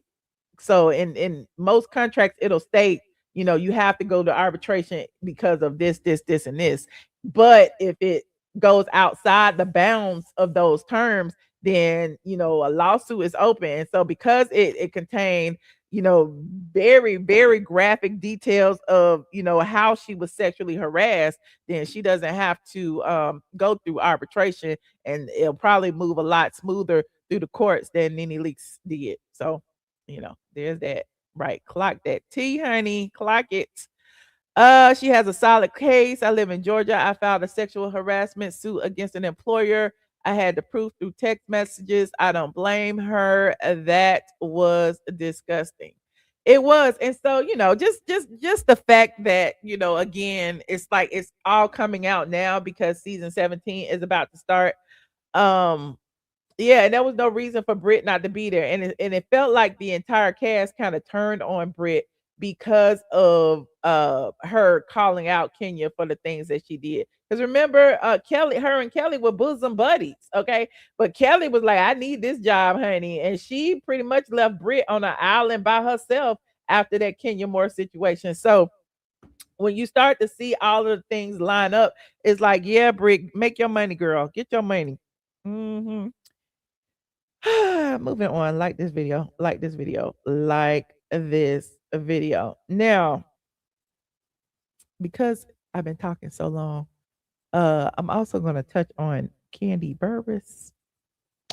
Okay, just a little bit. Now, another thing that we know that I was talking about very, very a lot months ago. I said that Candy's divorce was probably going to get a little dirty.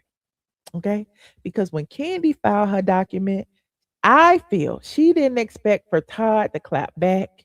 She didn't expect for Todd's attorney to have as much detail and knowledge about the case as her attorney.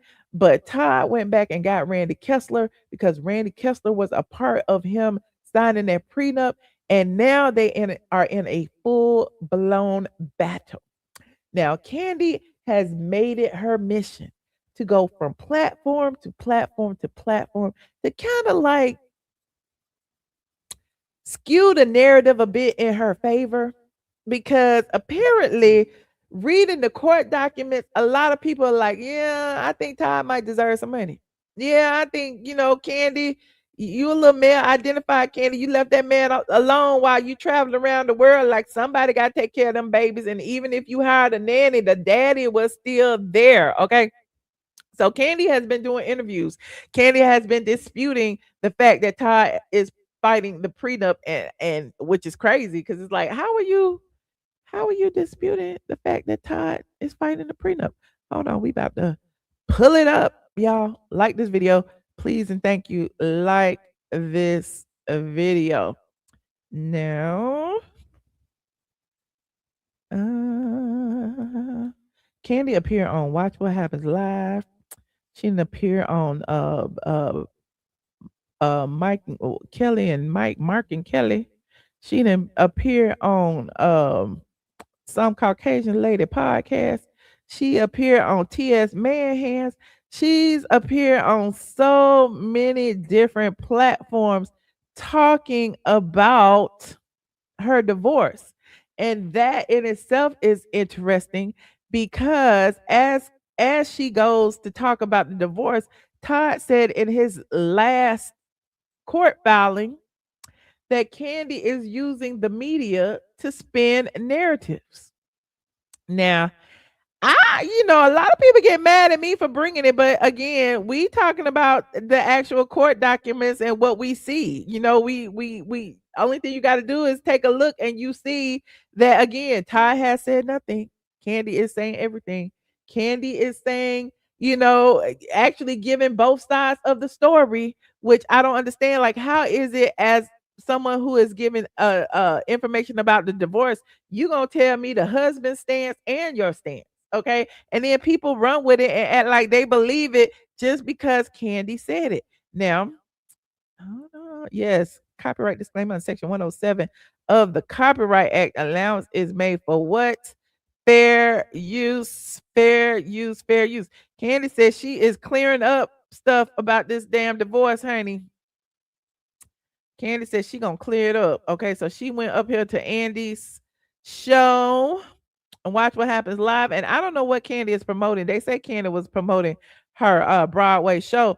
But why are you promoting it now? You ain't been promoting it. You started in November. You should have been promoting it starting in like October. Okay. And then it's over in March. Why is you promoting it the last week in February? That doesn't make sense to me. But I digress. But Kandi came over to Andy's show specifically to talk about her divorce. I don't think she came here for no other reason. None whatsoever. And y'all know the drill. Copyright disclaimer section 107. of the Copyright Act, allowance is made for what fair use for purposes such as criticism, comment, news reporting, teaching, scholarship, and research. What are we doing, ladies and gentlemen? We are researching. You said watch her body language. Okay, we're gonna watch it. Put myself over here in the corner. Hold on. Had you and Todd been considering a separation before you decided it was the right decision? Oh no. Okay, were you and Todd considering a separation before you decided to file for divorce? It happened like in July. In July was when I was like, oh yeah, nah, I can't do this no more. Was there a specific? Oh yeah, no, I can't do this no more. And look at Andy. Andy look at Andy's face. Andy said, I'm getting to the tea, honey. I'm about to get to this tea. Was there a specific incident that caused you to file for divorce? Like moment or thing Yeah, that it was happened? a specific situation that happened. I'm not talking about on Watch What Happened. Okay, all right. What was that specific situation? You know, I told y'all what I heard. Okay, I ain't gonna repeat it no more, but I told y'all what I heard. What is your current relationship or nature of communication? I mean, so, you know, we've been going back and forth through the whole divorce thing. So, of course, sometimes our conversations can get a little intense. But for the most part, you know, even if we argue, we still, you know, try to be nice to each other. You're co-parenting. Yeah, we're yes. co-parenting. You know, she stay talking about it. She stay talking about it and stay saying that she want her privacy. Y'all remember Kandi said she wanted her privacy. Kandi filed to have the divorce documents sealed. Now that the divorce documents are open and we know exactly what's going on, Kandi said, oh, well, I'm just going to tell them something different. And the people who don't read the divorce documents, the people who don't read the blogs and watch YouTube, they going to believe me because they heard it out of my mouth. That ain't how it works, Kandi. We know the truth. And last night, we went to my son's basketball game. So we were there sitting right next to each other. I'm sure people was like, right. Hey. Oh, child. Somebody asked, did I see NeNe on TMZ? We talked about that already, friend. Rewind. Right. But I feel like once we're done with this, I really feel that we'll be able to be great co-parents. Because our ultimate goal is to make sure that all... Well, I thought y'all was already a great co-parents. You know, Todd over there doing daddy daycare, okay? You over there doing Broadway, living in New York, okay? You said that Todd don't be there, but you hired a nanny to be there in your absence as a substitute mother. Like, at the end of the day, Todd said he want full custody. You said you ain't giving him full custody. What do you mean? I thought y'all was already... All of our kids are happy and that they don't feel the blunt of our drama. You know, it's so interesting because we saw the whole prenup drama on your wedding spinoff. Andy know we saw it, and Andy know the blogs know what's up. And we did see him sign the prenup. He's now contesting it. No, well, and here's the thing. Remember, we said that he signed it under duress, and Kandi about to tell y'all that he's not contesting it. Actually isn't contesting. Oh, he isn't. They threatened to contest it. Okay. So it said that if we do not come to terms, that they feel that they have a way to contest it. So did y'all come to terms, Kandi? Did y'all come to terms? Is that what it is? Because we've been reading the documents, and then Todd clearly said that he signed it under duress and that they could pull the receipts, child. That's what we read. I don't know what you talking about. And then every single time Todd files something, you file something. I think that is the misunderstanding of the internet. It's like that's not no misunderstanding. We read that in court. We've never actually had conversations about it being anything other than what right. Of course, you ain't had no conversations. The lawyer put it in the court documents. You got your lawyer. He got his lawyer. You got Adama McKinnon. He got Randy Kessler.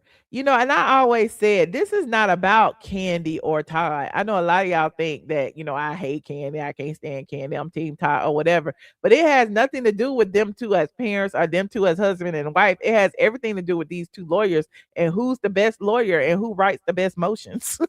So at the end of the day, you know, they paying these lawyers and that's who's winning in the case. And it seems like, you know, when I read the documents coming from Todd's side seem to be a little bit more in depth and a little bit more believable. Now, will a judge see that? I don't know, but coming out of Kandi's mouth ain't gonna help. You know what I'm saying? So it's like, you you know, he's like, well, I don't want people to feel that I'm like, well, people feel that way because your lawyer put in there. Yes. See, and she said it. She said it. And she didn't finish her sentence. You don't want people to feel that you what, Kandi? What does Todd say? Like, to me, like her coming on this show and telling us what Todd says or how Todd wants to feel is weird because we can't get both sides from one person. It's impossible. So, you know, that's Kandi's side. Okay, Kandi said that Todd said that, and we don't know if Todd said that or not because we ain't heard nothing from Todd. Okay, and Todd said that we ain't heard nothing from Todd. Meanwhile, Kandi went over to TS Madison's channel. What are y'all? And continue her lies and fairy tales. Okay, and apparently on TS Madison's channel, Kandi basically said that they did not break up over anyone that they entertained together. And remember, I said that Ty had emotional relationship with somebody outside of Kandi. Well, clearly Ty did something with someone that y'all weren't entertaining together. He was entertaining them by himself, which was an issue because y'all agreed to entertain people together. Okay. So here's what Kandi said to TS Madison. Why is she talking to this man in a wig? Anyway, hold on. Y'all know the drill, copyright disclaimer, yada, yada, yada. Forward, anything from those 11 years, like moving forward to put like with. Like, what you trying? What'd she say? I don't even understand what he asked her. Y'all decipher and put it in the chat. No, girl, I'm just saying. Okay, no, because girl, okay. So the streets has, see, I ain't want to get over here and do this on. Is his breast hanging out? This one. So the streets has said, because you know, the streets has said that. God, what? Why y'all be wanting me to read this? Y'all was I see. Okay. Let me be clear. So let me be clear. Okay. Let me be clear. And he's sitting up there looking like Fred Flintstone in that dress. Nothing that he and I had done together or anything that we had, anybody that we've hung out with or whatever, had nothing to do with our breakup. Okay. Okay, so it was nobody they entertained together. Okay, that's very specific. That means it was somebody he was entertaining without you. Okay, and even the people in the comment section saying the same thing, child. Look at it. Okay, like whatever. And somebody said, so Todd was slipping and dipping with a non-approved woman. That's what we said before. Like she ain't saying nothing that we ain't said. Okay. But anyway, let's see. That was another one. It says Kandi says no conversations are being held about prenup being overturned. Why is she talking? Shouldn't this be a violation of the court order? Like, why are you telling TS Madison about what conversations are being had or not had about the prenup? Isn't that for your attorney and his attorney to talk about? This is weird. Let me see how I'm gonna put this. It's been a lot of people online doing all these different like their take of what's gonna happen. I guess because in one of the things that that voice annoys the hell out of me. You said how many more interviews? 1,000 went public, basically was saying like if he and I didn't agree that he felt like he could overturn a prenup or whatever. This is what I would say. Anytime there's a prenup, everybody says they think they can overturn it. So Kandi said he can't overturn it, basically. That's what she's saying. Okay. And she's telling Mr. Manhands that, okay. Anyway, oh God. So, but those are, I mean, that's normal, you know what I mean? But truth be told, in our discussions, there is no conversation of that. You know what I mean? He ain't gonna discuss it with you. And our situation is fair for us. You know what I mean? What was already agreed to. So there is no reason for it to go there. You feel what I'm saying? Okay. Whatever. Moving on, like this video, please. Thank you. Yeah, Kandi is working the hell out this press, honey. Kandi is forming a narrative. Kandi is telling y'all something totally different than what's in the court documents. And it's interesting, like I said before, Ty pretty much said that Kandi was using the media, and Kandi is proving that she is using the media because she goes to the media every other day. She been to Andy, she been to Watch What Happens Live, she been to Sherry, she been to Mark and Kelly, she been the TS Man Hands. Where's she going tomorrow? She gonna be on another show tomorrow? I don't know. Still talking about her divorce. Like, why is it that she talk? Well, I know why. I know why. We've only heard. Thank you, John, for the cash app.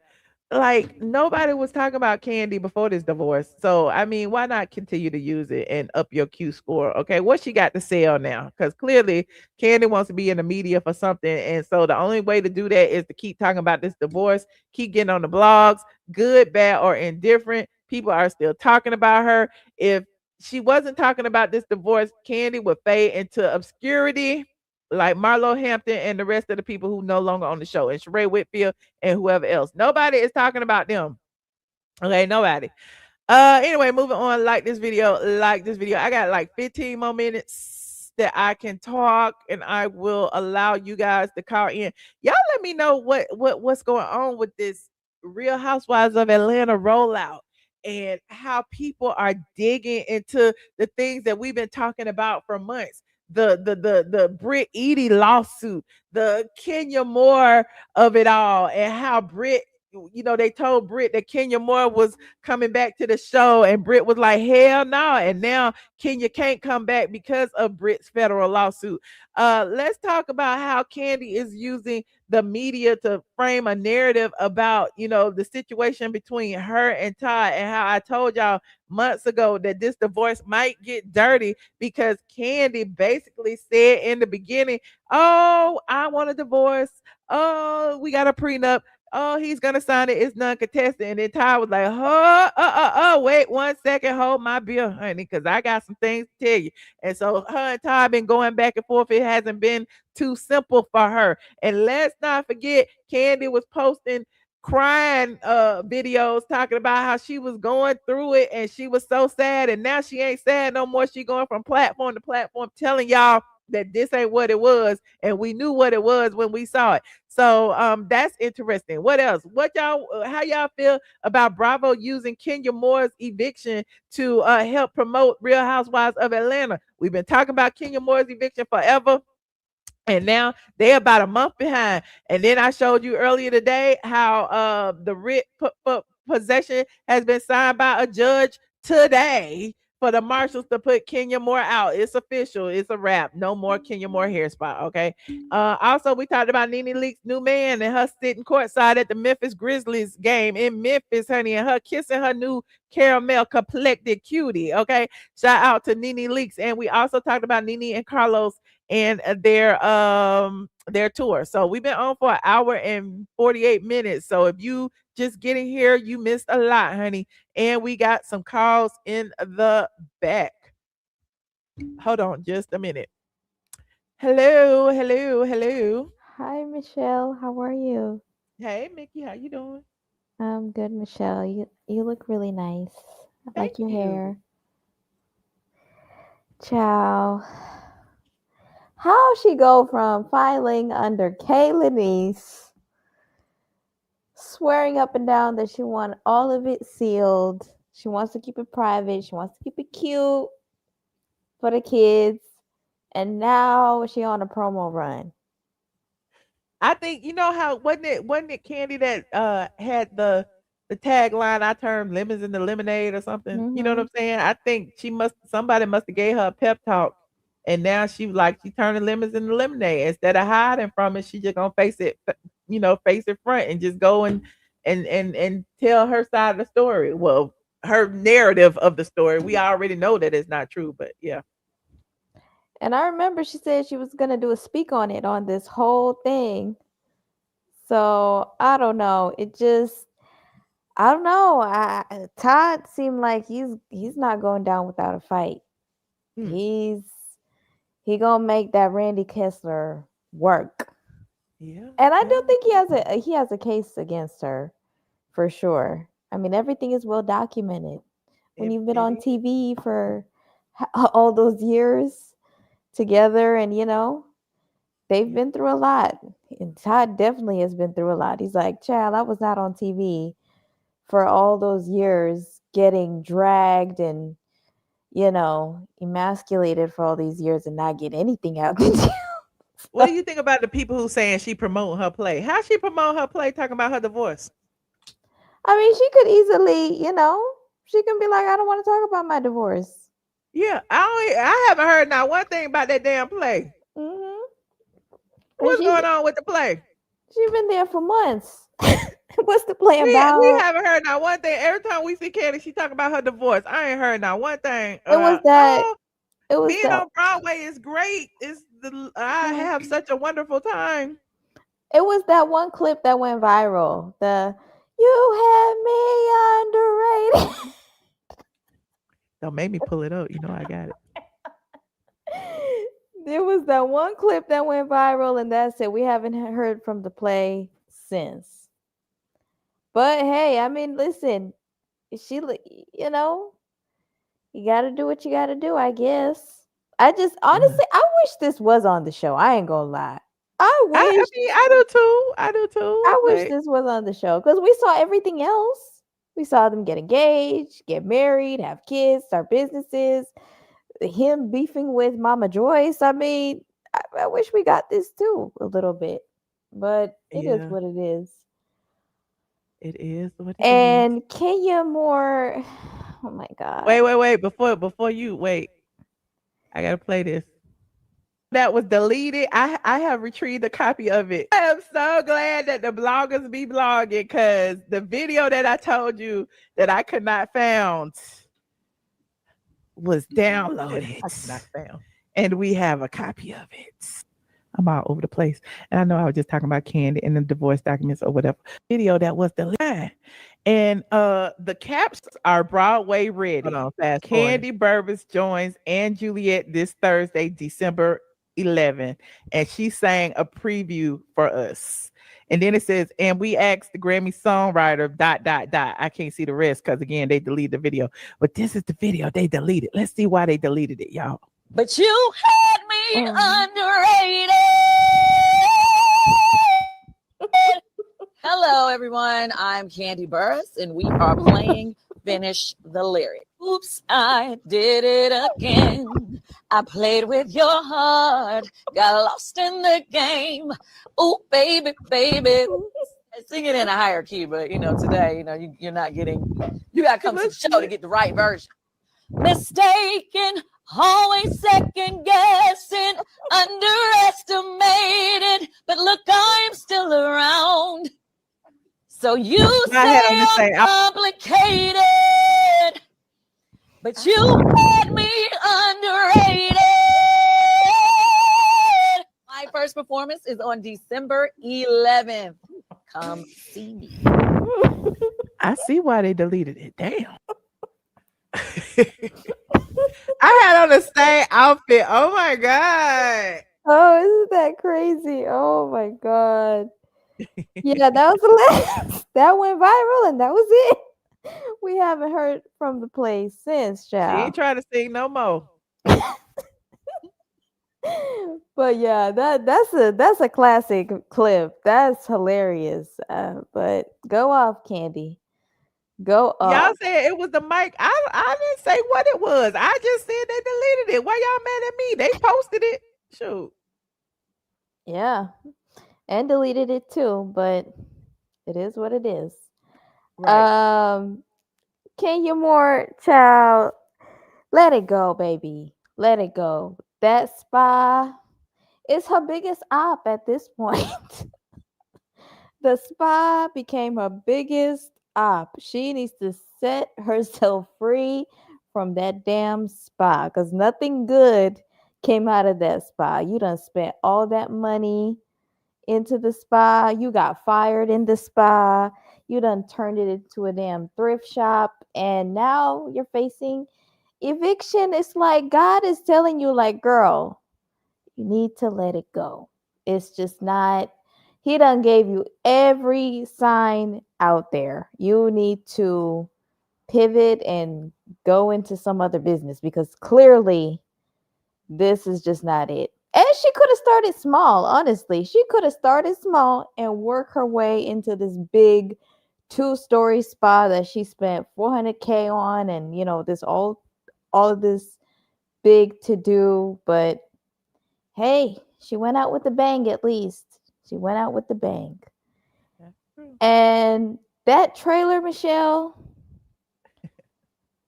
first off, that cast photo really pissed me off. What in the AI is going on? Y'all had a damn Tea Party. Was it the Tea Party promo that they did? The dollhouse. The dollhouse, Tea Party, whatever. If y'all had money for that, y'all couldn't get everybody and do a proper photo shoot? Right. This is AI. This is insulting. Yeah. This is really insulting. I love me some AI, but this sucks right here. Everybody look like a cartoon. It looks very, very just like we don't even care. We're not even trying to front to the people. That's what it looks like.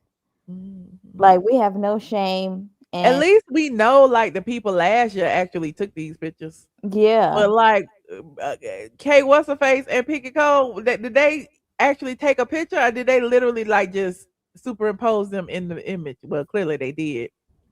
And then with the tiger, they had to throw a tiger in there like that was gonna throw us off. Why? It's a damn mess. It just shows you like we don't care and we're not even trying to pretend like we care. Yeah, the budget was low. I think because they have eight housewives, they didn't have no budget for a photo shoot. And why the hell do they have 8 housewives? This is 8 women, 8 different stories, 8 different personal stories, and they're all going to have their dynamics together. And let's not pretend like this is not back in the day, where back in the day you were guaranteed 24, 25 episodes. Now these girls are going to be lucky if they get even 18 episodes. So how are they going to cramp everything up with 8 women? And from the looks of the trailer, it seems like it's just going to be the newbies running around trying to make a name for themselves while Portia, Phaedra, and Cynthia, as the vets, are just in the background just cooling, Yeah, I think Phaedra and Cynthia being the 2 matriarchs are the oldest on there, and their connection with quote unquote the legacy cast, you know what I'm saying? Because at this point, Phaedra is the one who, came from what, season 2, 3, somewhere around there. Season 3, yeah. Cynthia and Phaedra came on the same year. Yeah, so it's like them being, from back then when it was great, kind of like ties it all together, and the emotions get involved. But even with them 2, we need some more. I don't these other, like, even them with this new group of girls, it just feels disjointed to me. It does. And to me, like last year, for me, it was like their make or break. They took a 2-year hiatus. It was Portia's big comeback. They brought in Phaedra at the very last minute. She done filmed for 2 weeks. They had the whole Brit and Kenya scandal. They brought on a whole new cast. I mean, the only person that was left from season 15 was Drew and Kenya got fired. So Drew was the only one. They brought Cynthia back. Like last year was really like, if this goes wrong, then, you kind of have to pack it up. And to me, last season, it was very, very mid. It was very mediocre. Like I could have binge watched last season over a weekend, but I watched it every week. I watched it because I've been a fan of the show since the very beginning. So I'm kind of like loyal to the brand. So they failed me last season. So now it's like I watched this trailer and it didn't really do much for me. It's like it's just, and then you have Drew, and it seems like I feel like Drew is becoming the new Kenya Moore. In the sense of she's always, it seems like the peak of the season is always her fighting with somebody. She fought with Sheree. She fought with Portia. She fought with Marlo. She fought with Kenya. She fought with Kandi. It's like her getting into it with somebody will always be kind of like the peak. So I think her and K Michelle, them getting into it is gonna be like, oh my god, like this is the best part of the season. Like they're trying to make it look like them two, like it's gonna be like, oh, like everybody's activated and everybody, it's like I don't know. Yeah. And why is K Michelle there? I don't know, man. Yeah, we'll see. Yeah. We'll Well, I see. appreciate you calling Mickey, friend. I appreciate you. Thank you, Michelle. Have a good night. Always a pleasure. Bye. Hey, voiceovers, how are you? Hey, Michelle, can you hear me? Yes, I can. How are you? I am doing well. How are you? You look so beautiful. I love your outfit. It looks like you have like the purple highlights. Is that purple what? in your hair? Like purple highlights. Is that purple? No, it's all black and brown. Oh, it might be my phone. It looks like you got like a little purple like ombre or something going on. Oh no. Okay, well, you look good. Let's get into the whole situation. I don't like the picture that they posted of them with the lion or leopard or whatever was in the middle of it. It looks very, I'm going to piggyback off what the young lady said, it looks very mediocre. And it seems they did not put any effort into it. It looks gloomy. It doesn't look bright and cheery. You know, like normally when they do the cast photos, they look beautiful. And oh my gosh, I just don't like how the picture looks. It just looks like they just threw something together. Yeah, just look cartoon, like just whatever. Yeah. Yeah, and I'm like, what are you guys doing? And I mean, I understand that, like you said, that they have 8 ladies and stuff like that, but to me, it just seems like they could have did a little bit better in reference to the cast photo. Now with K Michelle coming on, I think she would be a good addition. However, it does seem like there's going to be like just some weirdness going on between her and her husband. I don't know. I don't know. It just seems like when I see him and see her, it doesn't look organic. You know, it just seems a little bit. I don't know. Just something about it just seems weird. You know. Yeah. I don't. Yeah. The whole K Yeah. was amazing. I don't know. I'm gonna watch it. I'm gonna review it. It's not, I try to like reserve everything. I'm very critical of the Real Housewives of Atlanta, but and people think that's me being a hater. That's just me being an antagonist because I like to start conversation. But I do hope, we all, tune in and see it. I hope that they continue on until, they bring NeNe back. Well, that's what we're rooting for. I mean, I'm gonna be honest with you. I honestly believe that if they were to bring her back, that the ratings would definitely go through the roof.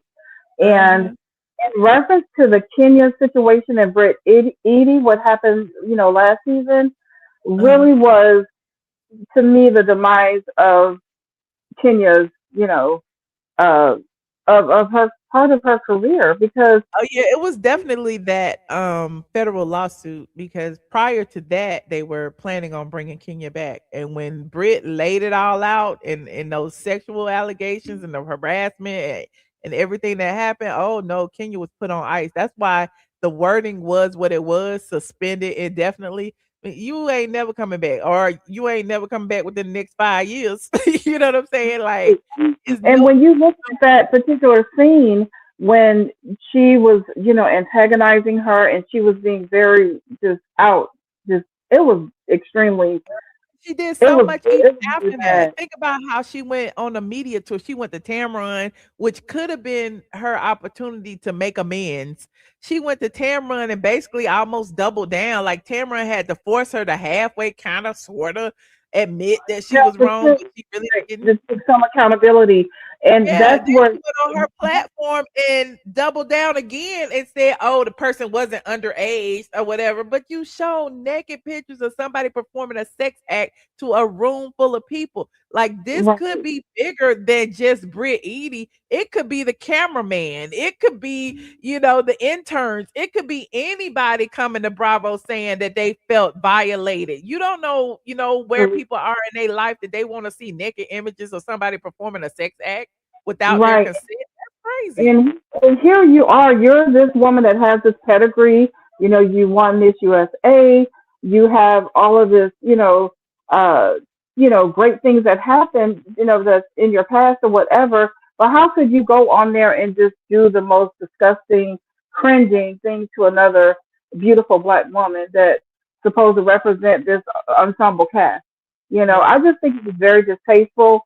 It was extremely evil for her to do something. So it was just really bad. And in reference to Portia, and it looks like I'm hoping that her and Shamia can make amends, because it looks like that they may have like some stuff going on with their friendship and stuff like that. So I'm hoping that they're able to come together.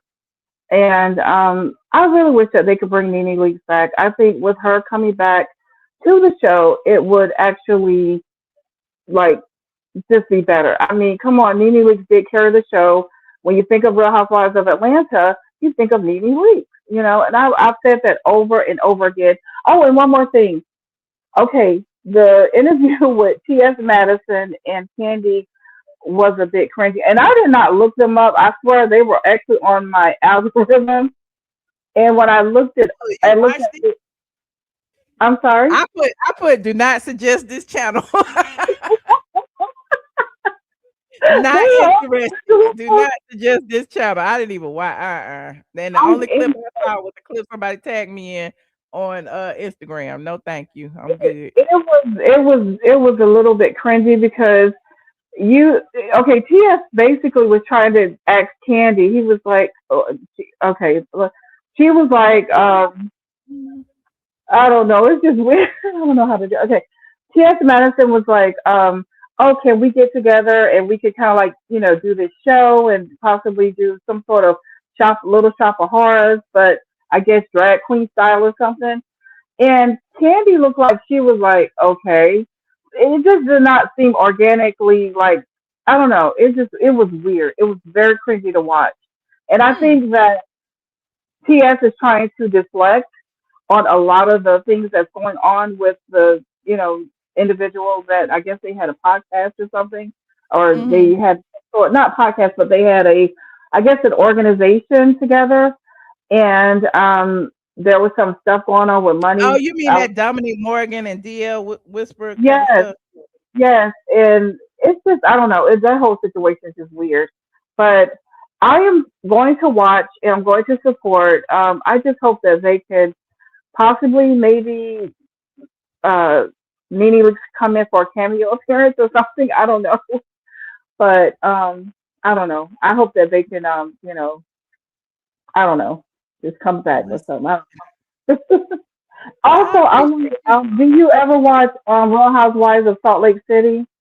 I don't. And everybody keep trying to talk to me about that, and I don't know them people. I'm so sorry. Oh, I just want to give my condolences to Mary Crosby. Unfortunately, she had her son had passed away, so I just want to give my condolences. But it's a great franchise as well. They do really good numbers over there. But thank you for having me, Michelle. Sorry to hear that. Thank you so much, Stephanie. I appreciate you calling. All right. Everyone have a great night. Talk to you soon. All right. Hold on, Mr. Motivation. What's going on, beautiful? How you doing? I'm good. How you doing? I can't complain. Listen, I'm gonna say this right quick, and I'm gonna go back in the chat. Honestly, I was talking in Patreon, but I will say, like I said, I love that show, so I'm hopeful, and so I feel like NeNe will land back, but it's some God's timing. We just got to be patient. And I'm gonna tell you this: I'm actually Pinky, what's her name? Pinky Cole. I'm actually interested in seeing her for whatever reason. I'm a K Michelle fan. I know I know her and I respect your mind, but I feel like Pinky Cole gonna bring something to it in a sense. And I feel like this gonna be a good season for Shamia for whatever reason. I feel like I'm hopeful. So I feel like, she gonna go and do her thing. Cause I feel like now, because she was kind of trying to be humble last season. And so I feel like pop your shit. You know what I'm saying? She Yeah, made yeah, and that's what I think would have been better. She would have just popped her shit, came on, basically instead of kissing Portia ass, like put Portia in her damn place. Like, yeah, I think, yeah. And I feel like now, you know, she see it, and it's kind of like I feel like guys are showing her like, you know, it's okay. You and Portia going your own way, pop your stuff, do what you gotta do. Cause it's like, yeah, it's a catch-22.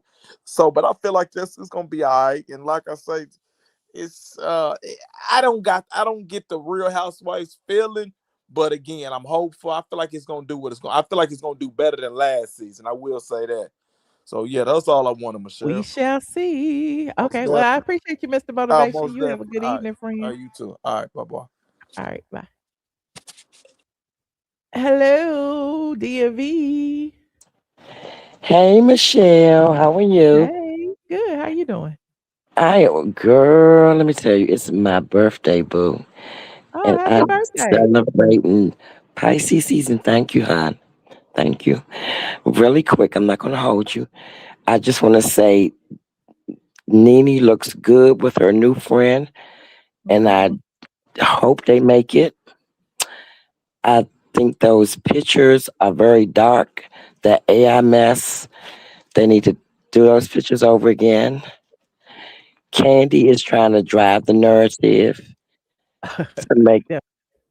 That's why she wanted to cover up everything, and then all of a sudden, every day she's telling a different story.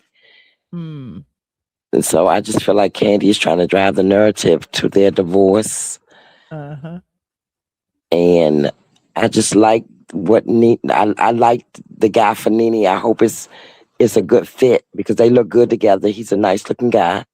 Yeah, he's very handsome. Very handsome. And I just want to say hey to all the Pisces.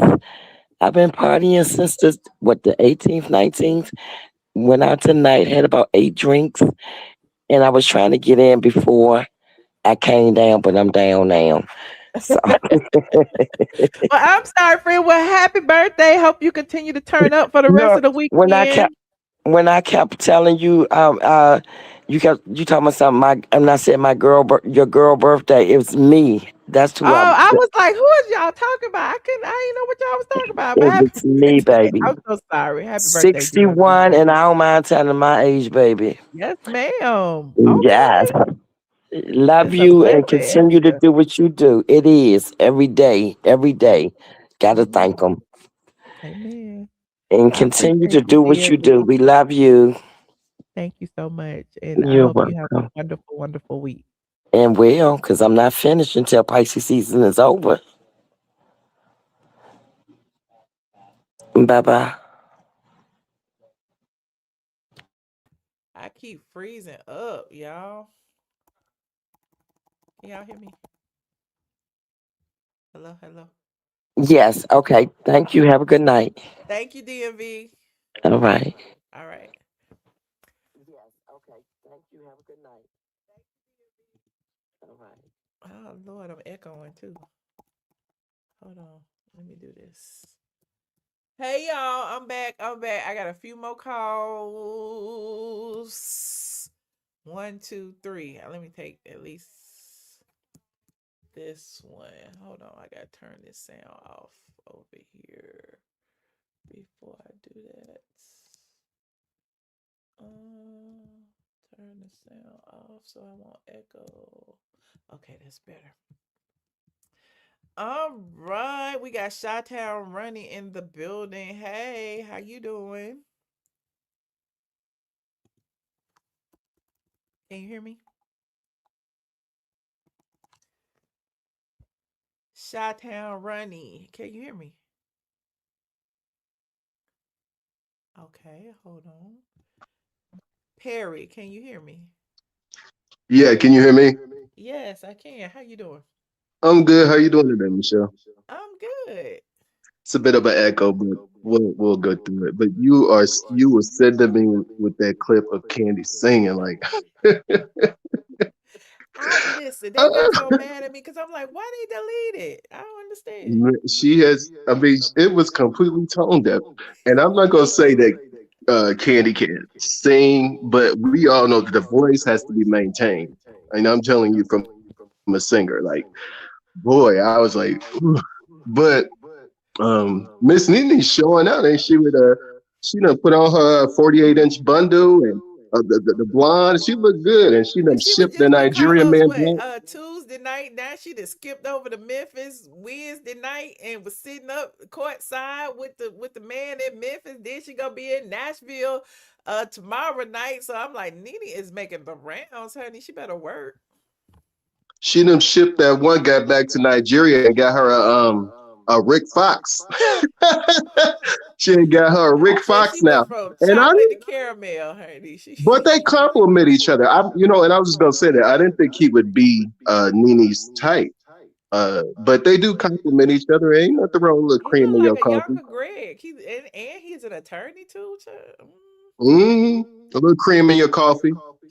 You might like it too. Give it a shot, Michelle. I know you like chocolate too. Chocolate's good for you. But ain't nothing wrong with a little cream in your coffee. I like the rainbow, child. I'm good. Yeah, that's what I said. Not the rainbow, but I'm just saying I get like it. chocolate, vanilla, swirls. Because we come in different varieties in the Black community. That's what I love about us. But what I was gonna say, that Kenya, I'm gonna show her some grace today, because it's really hit the fan. But I'm gonna say, that whole ditzy La La Land. Hello? I'm here. What happened? Yeah, can you hear me? I had to switch out the camera. Oh, okay. I was just saying, Kenya, I'm gonna show her some grace tonight, but that whole like ditzy La La Land persona that Kenya puts on the show. I really think that she's living a fairy tale. Like, why would you go on your live and say it's all a lie and we were making it up if eventually everything was gonna be put out? You know what I'm saying? It just doesn't make any sense for her to do that. She should have just kept quiet. And then I think she did it because she hated me. I mean, when I tell you, I have never gotten so much hate except on those Kenya Moore posts. And I'm like, does Kenya have like a group chat or something? Because every single time I put a Kenya Moore reel up, they all under that. You dragging a Black woman. You why you and I'm like, damn, are y'all doing this up under that TMZ post or is it just me? And I do notice that, she was throwing little low-key shots at me, and then they was trying to blame me for her shop not being open. I'm like, how is it my fault that the shop is not open and everybody in Atlanta know that shop is not open? So, whatever.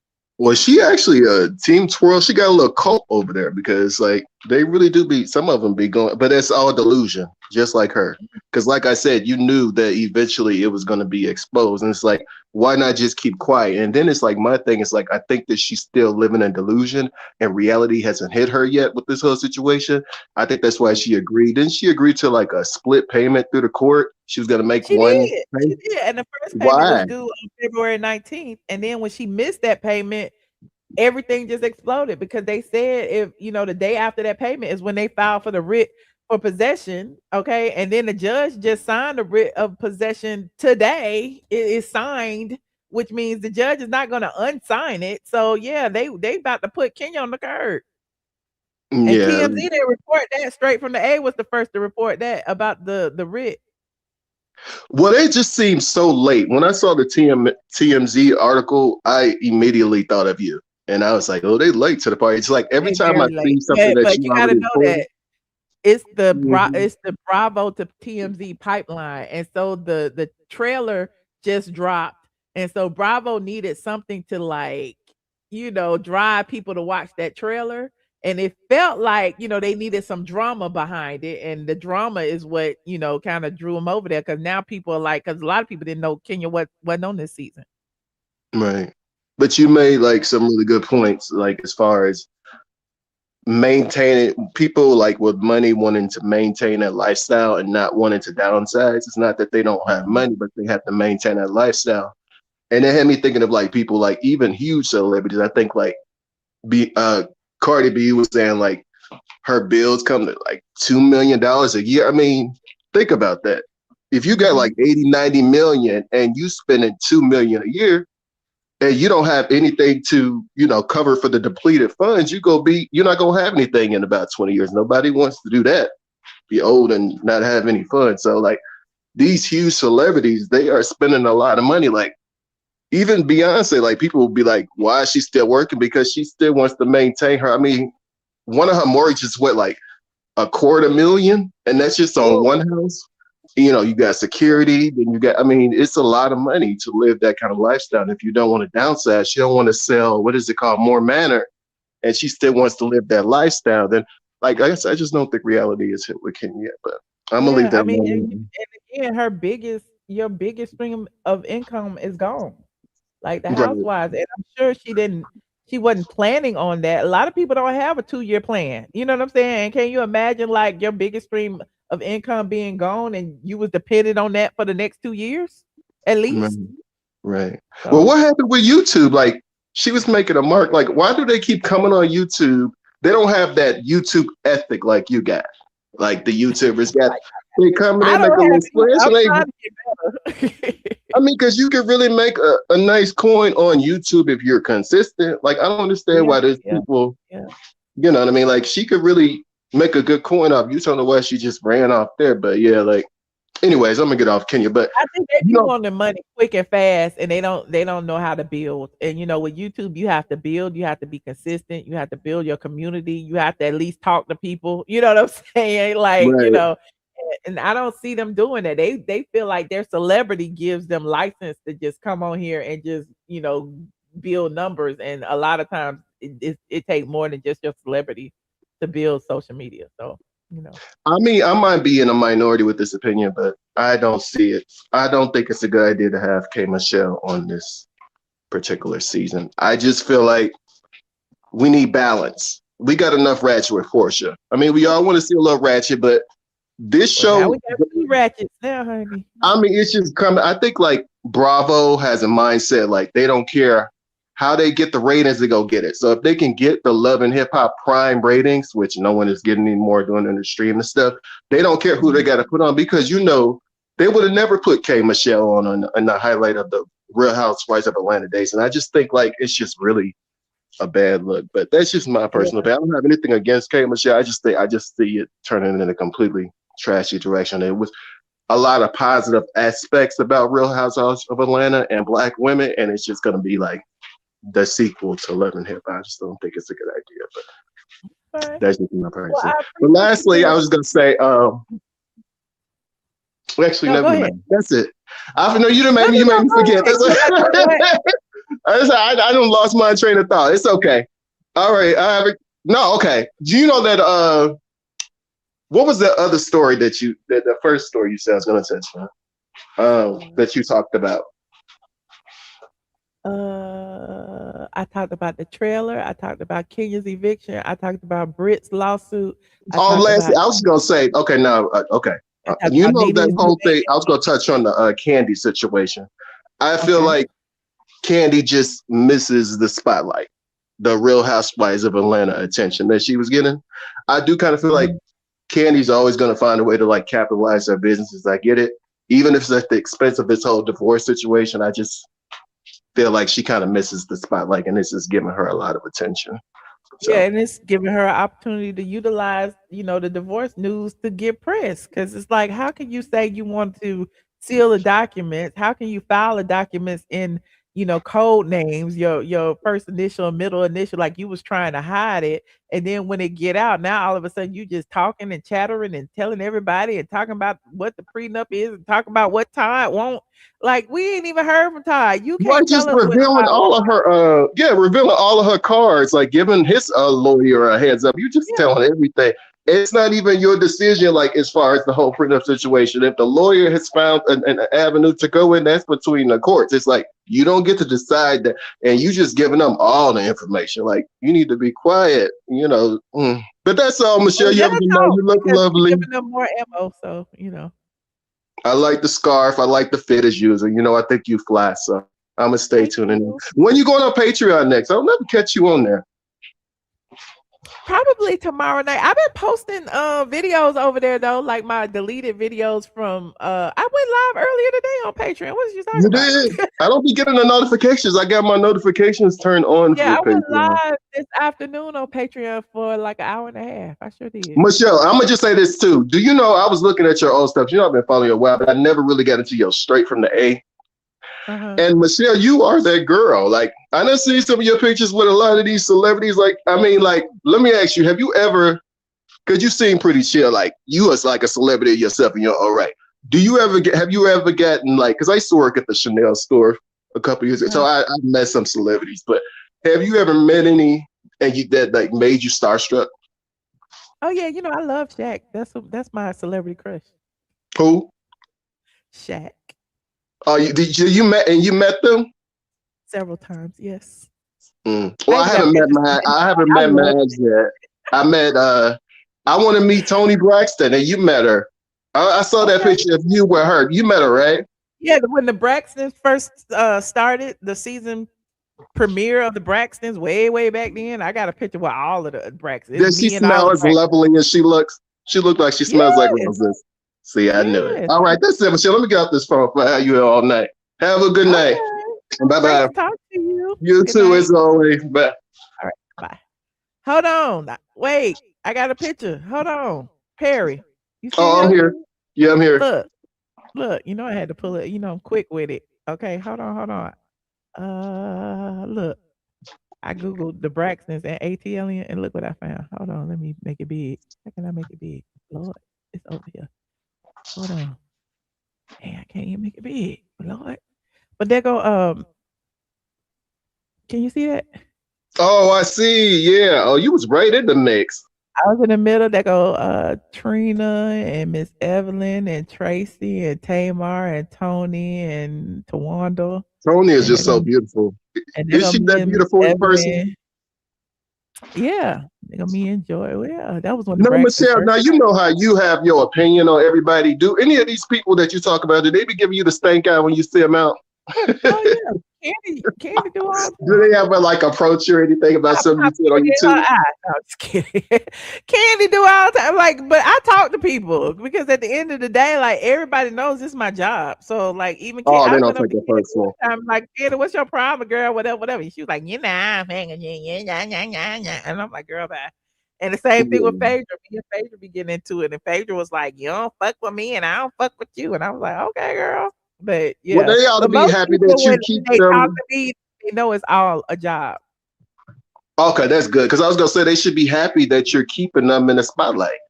Yeah. You talk about certain people that, you know, places like, I mean, like, we gotta appreciate the bloggers like yourself and the Shade Room, all those people that give shine to Black celebrities.